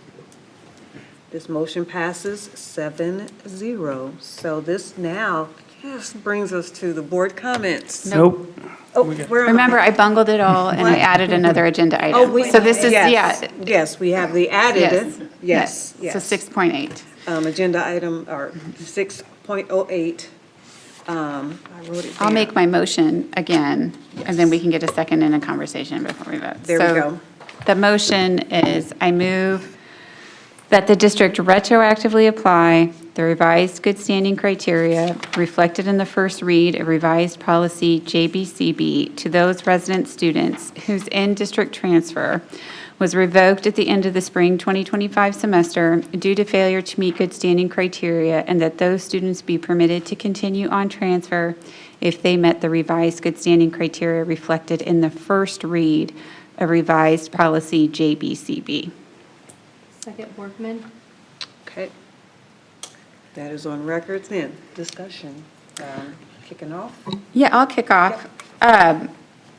For some background on how we got to where we were at with the policy to begin with, was that initially, when we went in to look at the 2 issues, one good standing and the other sibling transfers, because while that was an issue that was raised probably most cohesively by a staff member, it is also impacting a significant number of families who are not staff. So the 2 issues were siblings and keeping families together, and then the good standing review process. And the good standing process was brought to us initially back in January by some parents regarding absences related to health issues.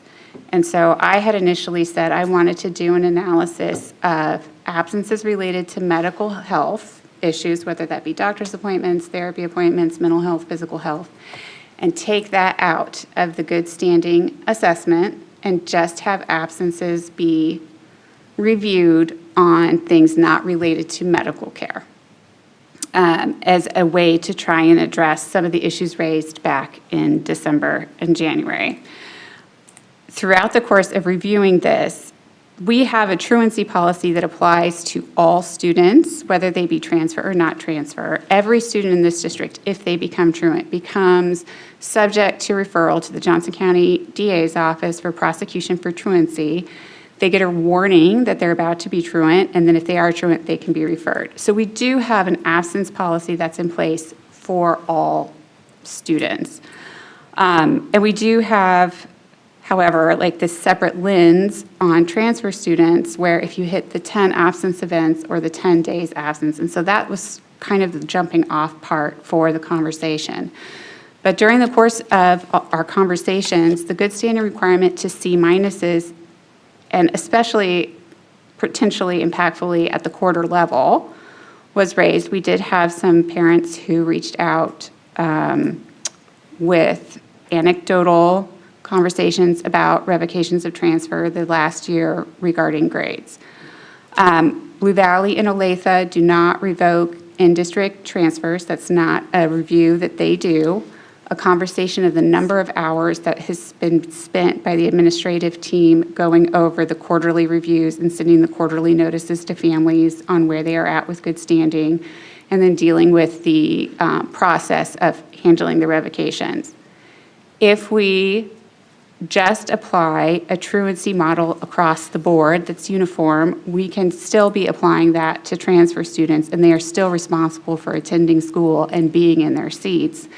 It just takes out this loaded conversation about a higher potential benchmark, and it also takes out the need or the necessity to look at why are you absent. It takes that whole part of it out of the equation. This became a very attractive option, and looking at that as a solution for some of our issues moving forward, and knowing that we had a group of students that this was going to impact that was potentially larger this year than previous years. I pulled the data really quick, and it was the high school numbers that had caught my eye previously, so the overall numbers were different, but for the high school numbers, we had, it looks like 78 revocations this year, which was a much higher number than what we had at the secondary level last year. And so that seemed slightly out of step with where we had been previously, and that could be an aberration. That could just be because we had kids who, for whatever reason, were falling out of good standing at a much higher rate this year, but we don't have the collection of data of that from previously because this was previously handled at the principal level. And so this is really just a Band-Aid to try and address this year, gather our data, be more sure-footed on where we're at next year, but to not have potentially this outlier erroneous number of impacted students this year, because it does make such a difference potentially for those kids of where they're at. Just anecdotally hearing from one family in particular, there had been a death in their family. They had had a grade that had dropped to a C minus, and that had caused their revocation of a transfer going into high school, and the child had never attended a feeder pattern in the high school that would have been their home school where they were then transferred to. So they received communication that they needed to enroll in a different high school because they were no longer in good standing because of a C minus that had occurred because a relative was in hospice and had died. And that is not, I think, the intention of how we want to be practicing. And because our policy reads that way, that is how our policy is. I mean, we drafted that policy. I'm taking ownership of that at the dais. So I don't want to have an unintended consequence previously impacting students for this upcoming year. I'd like us to gather another year of data and see what the impact is with a perhaps more broadly crafted policy that's more in line with Blue Valley and Olathe. Those families, just for clarification, those families whose children are being sent back to their home school because of what we're talking about now, they've already received communications? That they are revoked, yes. Correct. They've So not. This is not something, they've not been communicated with, that this would potentially have been a vote tonight. Yeah. Sure, sure. I just didn't know. I assumed with the school being a few weeks away that they might have, but, okay, got it. Could, I'm trying to get a better understanding of the prevalence and administrative lift, I guess, are kind of two of my questions around the transfer and changes. So I'm not questioning, I appreciate the thoughtfulness from the because kids perspective. I'm also trying to be responsible and thinking about, okay, what are the numbers that we're talking about in transfers? What's the impact, or what's the administrative recommendation, or pros and cons at least? What are you thinking about that we need to know about as a board member? And my third piece, I'm just thinking, if you change the criteria of good standing on one end, so it goes from C- to D- and those attendance, you are taking care of those kids currently in the system, but we are shrinking capacity for other kids potentially into the future coming in because there's no more spots. So good standing still applies when you're transferring. This is only for students after a transfer has been approved and they are in transfer status. So our good standing, though, we are saying went from C- to D- though? When considering for a revocation. Oh, okay, so the C- Not- is still for the original D-. request. D-. D-. So, Yeah. do you know what I'm saying? By changing good standing, we have opened the pool of kids who would be eligible for transfers at a point in time, but those spots are going to fill up, so we're going to have fewer kids down the road potentially. I'm just trying to understand prevalence here, I guess, part of it, and I don't think we talked about that perspective. That's interesting, that there could be more kids eligible for initial transfer because. Yeah. I was just going to share some numbers because it got brought up earlier and I didn't have that in front of me.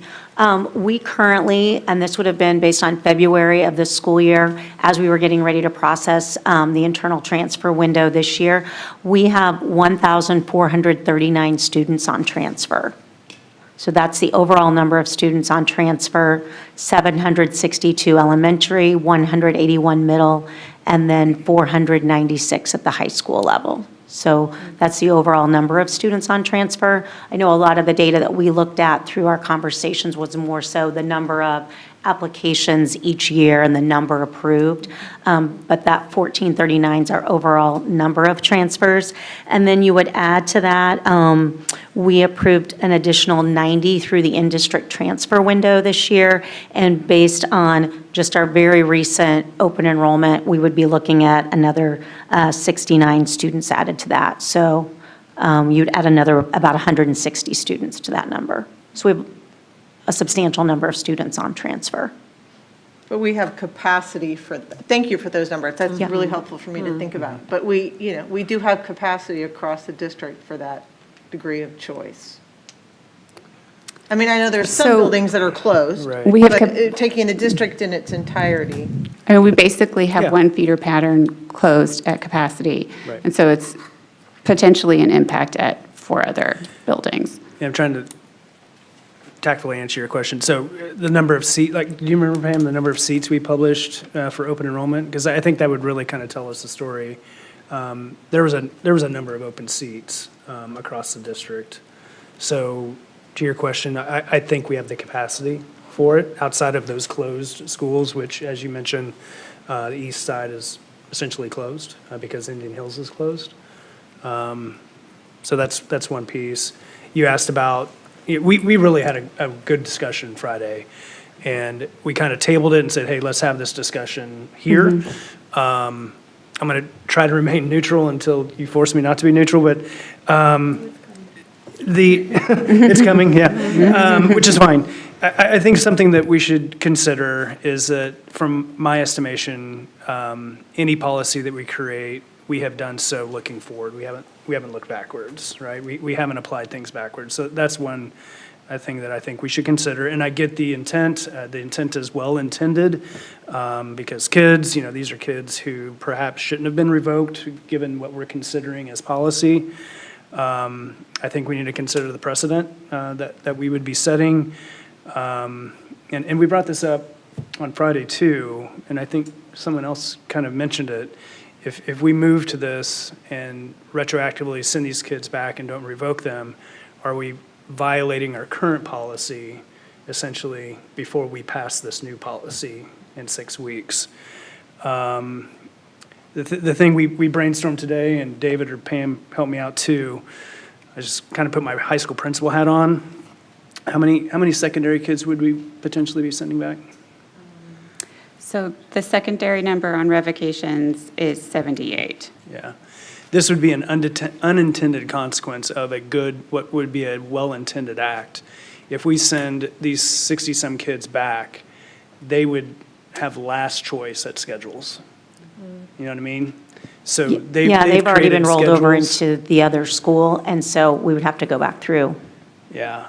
that The process. idea of them getting the courses they want, I think would be a challenge at the very least, right? That's something that we hadn't thought of initially. And then timing stinks, right? And it's where we're at. None of us chose this, but timing not just for us, which we'll deal with. I mean, we'll deal with whatever we need to deal with. But I think the timing of communicating this to the families too, right? So if we make this, we would have to start communicating tomorrow. Try, I mean, we start school on August 11th. I think there's some roadblocks we would need to kind of work through. So I guess those would be my initial thoughts. This is not ideal. Yeah. I wanted to confirm, I think there's like a kind of three conversations happening between all of these policies and this newly added action item. There's sort of the good standing policy, which we still have to do a, second read on and take a vote on, and that's going to happen no matter what happens with item 6.08 that we're on now.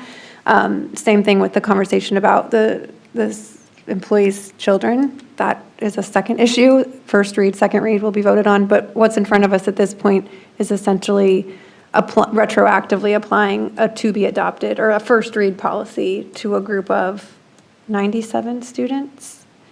Is that the number? Our total number is 117 for the year. I don't have that broken down into the number from the first semester and the second semester. Okay. There would be some of those students that at semester started in a different building. Is there a possibility, too, that those students going back to their previously attended school would push us into needing to add sections and hiring additional teachers this late in the game, or would that not be part of the mix? That'd be a big lift. I think they would just have to fit into the master schedule somewhere, which would, again, the electives, I think we would struggle getting them the electives that they perhaps desired. So clarification, these 117 students families have or have not been notified? They've been notified that they're going back to their original They have school. been notified, and they've already been dropped from the schedules? Yes, and enrolled and given schedules in their home school. So I love the discussion, and I think it's been very fair and balanced. And I think we're really looking through this holistically. I think some of these 117 kids may choose to stay at, go back to their home school. And there may be a big group of kids that are like, these are my people. I've gone to school with them now for however many years. And, because of our policy, that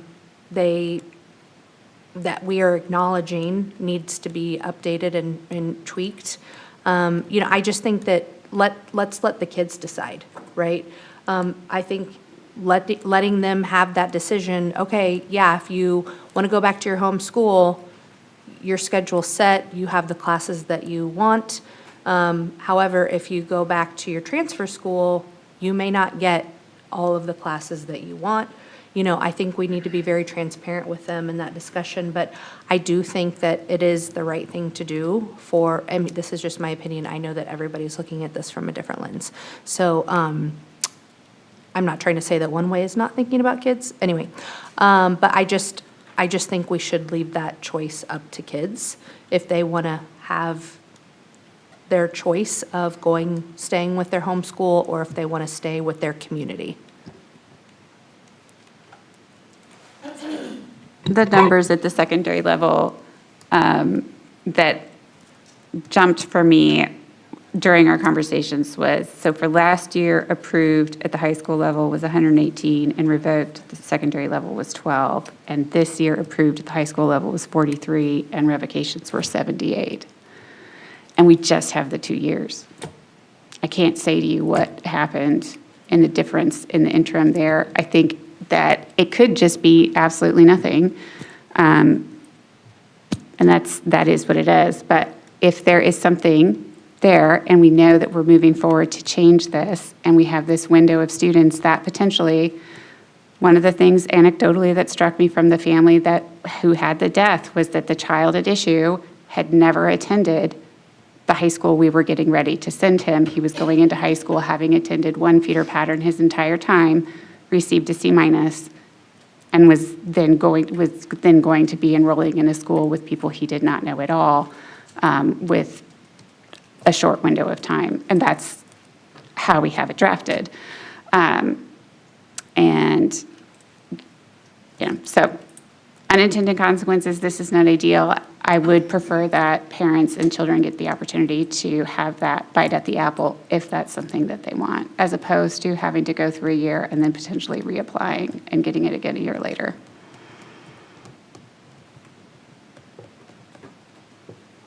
And thank you for the conversation. I appreciate it. Yeah, thank you. Quick question. I'm looking at the non-resident open enrollment from a year ago that we were looking at, and I'm just wondering with some of these numbers, our projections for this coming year are similar. Am I right on that? The number of seats available in all those buildings. I don't know. I guess. Well, if you look back at the board report that we provided May 1st, that shows the open enrollment capacity throughout that, and so we can reference that as far as what seats were available and what capacity was at every school and every grade level. Yeah. And then we just completed that open enrollment. Notifications go out on Monday, and we're looking at right now, we have through the in-district window, it was 90 approvals, so those were already communicated. And then we're looking at 69 additional ones through the open enrollment window, Got it. Okay. if that's the question. Yeah, I didn't have a great formulated question, but that actually answers some of the things I was thinking about. A lot of numbers in front of me right now. Some Thank you, Pam. hypotheticals floating around too right now. Yeah, So, right. yeah. This is tough, guys. And it's not normal practice for this board or any board to be doing something like this. We are passing a hypothetical. Correct. I would love for us to pass this in 6 weeks' time, the actual policy, but, if we don't, where do we go from there? That worries me, just to be honest, but I understand why we're doing this, and I get that it's a challenge, but I just want to state for the general audience that this might be a little bit abnormal to practice. Channeling my Sarah Goodburn right now. 100%. She would have said the same thing, so. 100%. Her head would be exploding. I can only imagine. I will say that quite likely, should we not pass the policy in 6 weeks, these students could then be at issue again with regards to losing their transfer the subsequent year. So if there's an issue with regards to good standing related to absenteeism or grades, and you have proven to be both someone who is absent or in poor academic standing, it is possible that you could get back to the exact same place that you are at now next year. Yeah,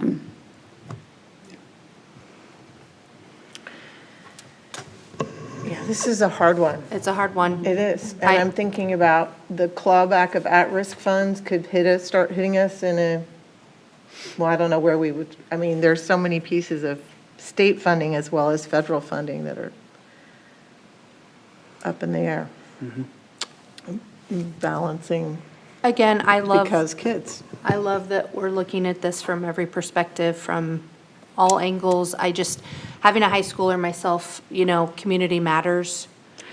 Well, and these students are our students no matter what building they're in. Yep. So these students' performance is impacting us as a district as a whole, whether You're they're right. at South or whether they're Right, at North. you're right. Right? Like that's not, Right, that funding piece is yeah, separate. that's separate. Or it's not a. We right. succeed as a whole or we don't. Like Right, that's- wherever they are. Yeah. Good point. I Thank also you. always feel the need to remind people, because we hear about transfers a lot. Of all the things we hear from community members, transfers is one of the ones we hear from a lot. And what I always tell people is like, I would send my kid to any school in this district.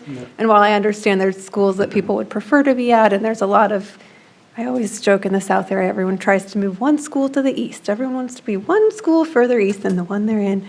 Like, they're all great schools. And I know community is a real thing, but I also sometimes worry that I just don't want to miss the opportunity to say that if you put your request in for a transfer and you don't get it, you're still going to get a really great education in any Shawnee Mission school. And I think that's easy for us to say, right? Because we've seen, but I mean, we also have to think about kids who are real introverts or who have real anxieties or who have I mean, I think that I totally agree with you. I mean, I would like, yay, I mean, like, go team. And also, I know that for kids who have social anxiety, who are really introverted, I mean, it's a harder thing. And these are students who have already received a transfer and so are being taken out of a building as opposed to not going in the first place. So it's in my mind, not getting a transfer, if you're within district, yes. If you're not getting a transfer and you're within district, I can say all the feeder patterns are excellent based off of my personal experience and so many of them. So that's great. But once you have a child that's in, the removal from that out of something that's not their choice, I think is a different emotional impact. Just to add an anecdote, and I know we should probably move on, but something that, maybe I've said this before, but it resonates so much with me, something Mr. Lowe, or Dr. Lowe, the Shawnee Mission West principal, said to me only a few months ago. He said that when he sees kids graduated from West, but had been in the West feeder pattern their entire time, like they had so much success after, because they knew where they'd be when they walked into kindergarten and would go all the way up. And so I think there's something special to be said about the nature of our feeder pattern culture, but also understanding that when a kid is in one place, like you were saying, Ms. Owsley, it's really helpful.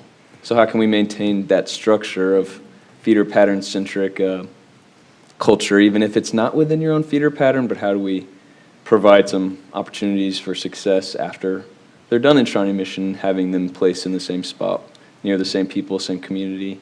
I feel like I'm often the guy that talks about the strength in feeder patterns, and I want to continue to say that out loud, that I do value that in Shawnee Mission, and it is challenging when there are transfers, because you want communities to stay together, but I think making sure that keeping our kids and families where they want to be is also, significant too. So looking forward to addressing this in a meaningful way. For sure.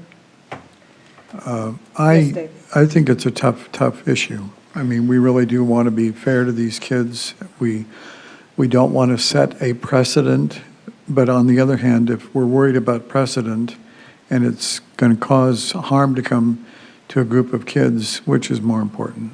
And I'm really persuaded that we have to be consistent and we don't want to apply retroactivity to our policies, really, except under extraordinary circumstances.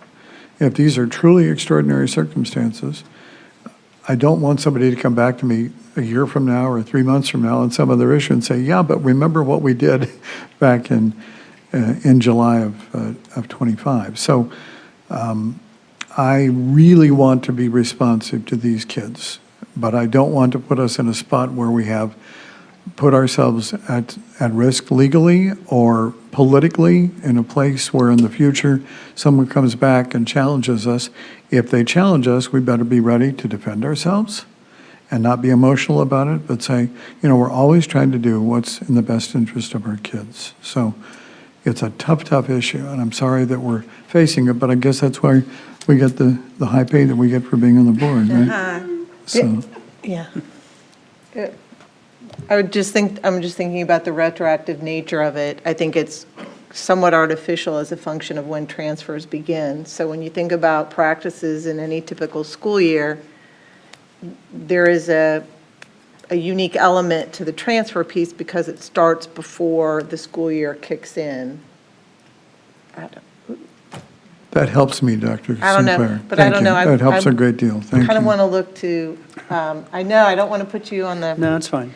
pros and cons. I don't know if you want to reiterate, but it's a hard one. And so you and your team are the professionals, but we can press for the exception, but Yeah, what I told the Policy Review Committee on Friday was I think I can intelligently argue, as you all have, for either way. I'm struggling with, we're presuming your action 6 weeks from now. That's struggle, I'm having a hard time reconciling that. Well, tonight we're being asked to take action that would affect these kids right now. Are we going to wait for 6 weeks to take final action? I mean, we have to take action on this tonight, do we not, in order to give the administration time to implement? Well, the reason for bringing it, apologies. The reason for bringing it for a vote tonight was that if we make a policy change in 6 weeks, school has already started. So this is late to have this consideration, but is not as late as it would be in August. So potentially, we could stay this motion and have this conversation in August once school has begun. And that would alleviate the nature of presupposing a vote. It would create an opportunity for students to have a choice in August, which is still the beginning of the semester, but it would be after school has started if we were to try and do it at that point, which would have its own host of issues with regards to practicality, timing, absorbing, scheduling, that sort of thing. Yep. Presumably more difficult, perhaps? Yeah. I think we're all, yeah. This is tough. Yeah, I mean, yes, we could do that then. It would bring up more issues, I think. I mean, just full transparency. I get the intent of the motion, and I'm not supporting the motion. Trying to be neutral still. You know, you as a body made a policy, district administration applied that policy. We were doing what we thought was appropriate during that time. And again, I guess I'll go back to like the cell phone issue, I think is a good example. I mean, we saw potentially issues with that cell phone policy. We did a robust study, just like we did with the Policy Review Committee on this one. And then we made a policy and moved it forward. Just we didn't look backwards. I think as I'm getting closer to making a recommendation or to, showing my full cards, I guess that's where I'm at. I feel for these kids who, wouldn't have been revoked if we would have done this in the spring.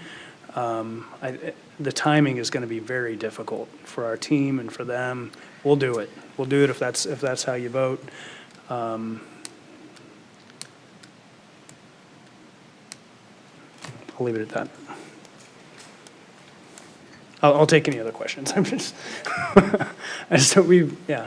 Logistics-wise, if we were to make, or choose to do this later in the school year and have those kids that got sent back to their home school, back to the school of their choice, it would just be that. They would get up and go over to their other school halfway through August. Yeah. Essentially. Yeah. They would just leave. Yeah. And I mean, we can predict, I don't know how many kids would do that. If we give them the option now, I don't know how many kids would do that. I mean, Right, 'cause we're already late. There's probably going to be a population like, you know what, I'm good. I've already made plans, I've reconnected with whatever. So it may be a nominal number that we're talking about who would actually take us up on this, to be fair to. Yeah. Well, I believe you when you say that, and then for the sake of administrative headaches, I guess, I'm going to vote yes on this. Well, I understand. I'm just letting you know. Can we go ahead and vote then?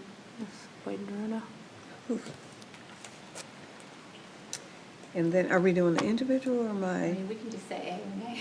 Okay, all right. All in favor, say aye. Aye. I didn't, all opposed? No. Yeah, I'm kind of, A month ago, I'd be a yes. I can't do this to our team, and I think it brings up all these questions for me of, should we be doing it for employees' kids right now if we're about to approve that policy in 6 weeks? What are the, I mean, I'm all for because kids, but I think this potentially has ramifications for kids that are going to have bigger sections than they were planning on, or teachers who are brand new because we had to hire them late into the time, or students who were about to get approved transfers out of district and don't. So I'm no. I just felt the need to explain myself. yeah, but I'm having a hard time saying yes because of all the other components that would have to go into place. So I'm a no, sorry. Don't apologize. Well, it's hard. It's a hard one. But, yeah. And then, so that's 5-2. 5-2. So just to clarify for our team, so the expectation of the board would be to call a list of the 117 who would not have been revoked with these new good standing standards. I just wanted to clarify Yep. that it would be to review those students who were revoked in May, who would have been revoked at the end of this school year. Yes? Yes. If they were revoked at the end of the school year based off of a good standing policy my apologies. If they were revoked at the end of the school year based off of a good standing policy that would not have been part of the analysis for next year. Yep. And then we would give them the option of Correct. staying, returning. Yes. That was your proposal. Yeah, Jamie, yeah. Or the team's proposal. Correct. It would be, okay, students' options. Okay. Do you have what you need, Ms. Lewis? I'm reading back through the red line just to make sure I don't have any other questions.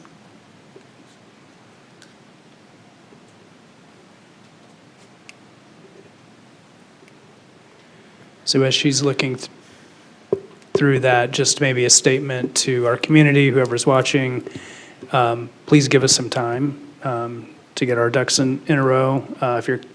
Please don't expect communication tomorrow. We have leadership retreat this week, and we'll get communication out to you as soon as possible. Yeah, we'll have to work with our schools to assist us also with communication, because we know that many questions that might arise around schedules or anything like that, we wouldn't be able to answer at the district level. So we want to make sure that we put a process in place and communicate with our schools, with our principals, as well as the office staff on what this would look like to ensure that we have clear communication. And so we would be reviewing it based on truancy only. And we really wouldn't be able to base it on extreme circumstances because we Grades. be aware of that. Grades. No, I'm just saying, so the only students that would continue to be revoked would be those that had truancy. Would that be accurate based on? If someone was revoked for what we previously categorized as a more extreme disciplinary infraction, like with an out-of-school suspension, presumably that would still be in place because that is something that would still be in place next year. We would be communicating with kids who got Ds and were revoked. Yeah, I'm just clarifying that when we're talking about, in the new policy in the red line, it's saying that we aren't going to revoke student transfers anymore. And so then I'm looking to where it says upon recommendation, it would be based on truancy as defined in policy JBE or for other extreme circumstances. So if they don't meet That's correct. truancy and we aren't aware of the other extreme circumstances, because we're not saying that out-of-school suspensions automatically are a revocation That's anymore. right. They're going back. Okay. Right, Yep. because there are students who do not meet those standards, so it's not 117, it's going to be It'd be pretty close. It'll be close to it. Sure. It'll be close. Yeah. Okay, all right. Thank you. Thank you. Good discussion. All right, we are, okay. And now board comments. Yes, Ms. Borgman. Two things. First and foremost, the art in the boardroom is phenomenal. So I think that this may be staff art. It is absolutely incredible, and my jaw, when I walked in, was to the ground. So if you are one of the incredible and talented artists in here, I wish we could leave this up all year. It's absolutely stunning and gorgeous, and kudos. Second thing, I have been on the policy committee, I think, for 6 years now, and I've loved it.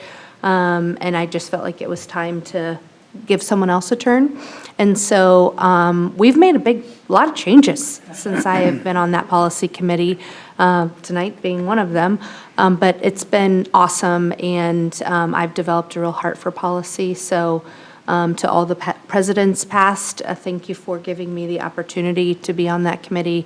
I've really enjoyed it, and Jessica's taking my seat, and I know will do a great job. She's also been on the policy committee before. So anyway, it's been great serving with you, Ms. Ousley and Mr. Westbrook, so thanks so much.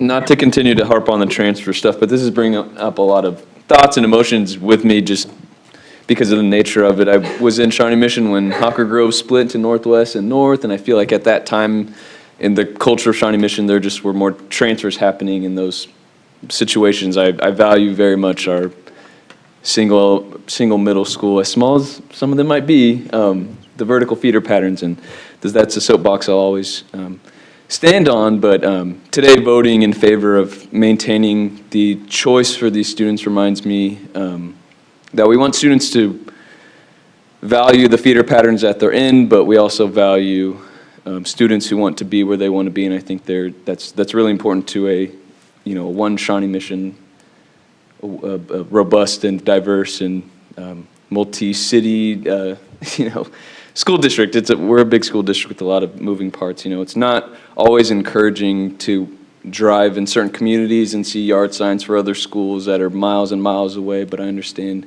choice, and I get that, and I respect that for the most part. But just want to always harp on the importance of involvement at every level, K through 12.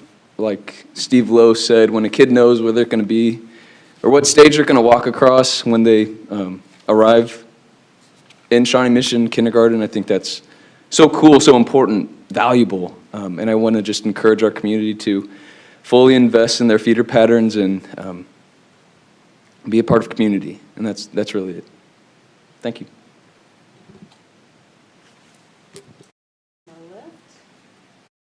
I'm so tired. I have no comments left to give.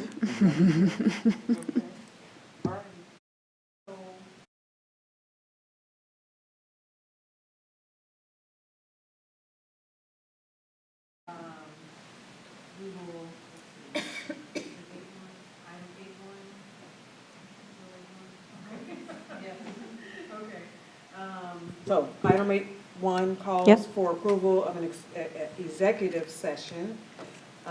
No action will take place after the executive session, so this concludes the regular portion of this meeting. Can I get a motion for executive session? I would like to move that we go into executive session for the purpose of conferring with our legal counsel pursuant to the exception for matters which would be deemed privileged in the attorney-client relationship under the Kansas Open Meetings Act. And the board will reconvene in this room at 8:52 p.m. We invite Dr. Shoemaker, Dr. Stubblefield, and Rachel England to join us. Second? All in favor? Aye.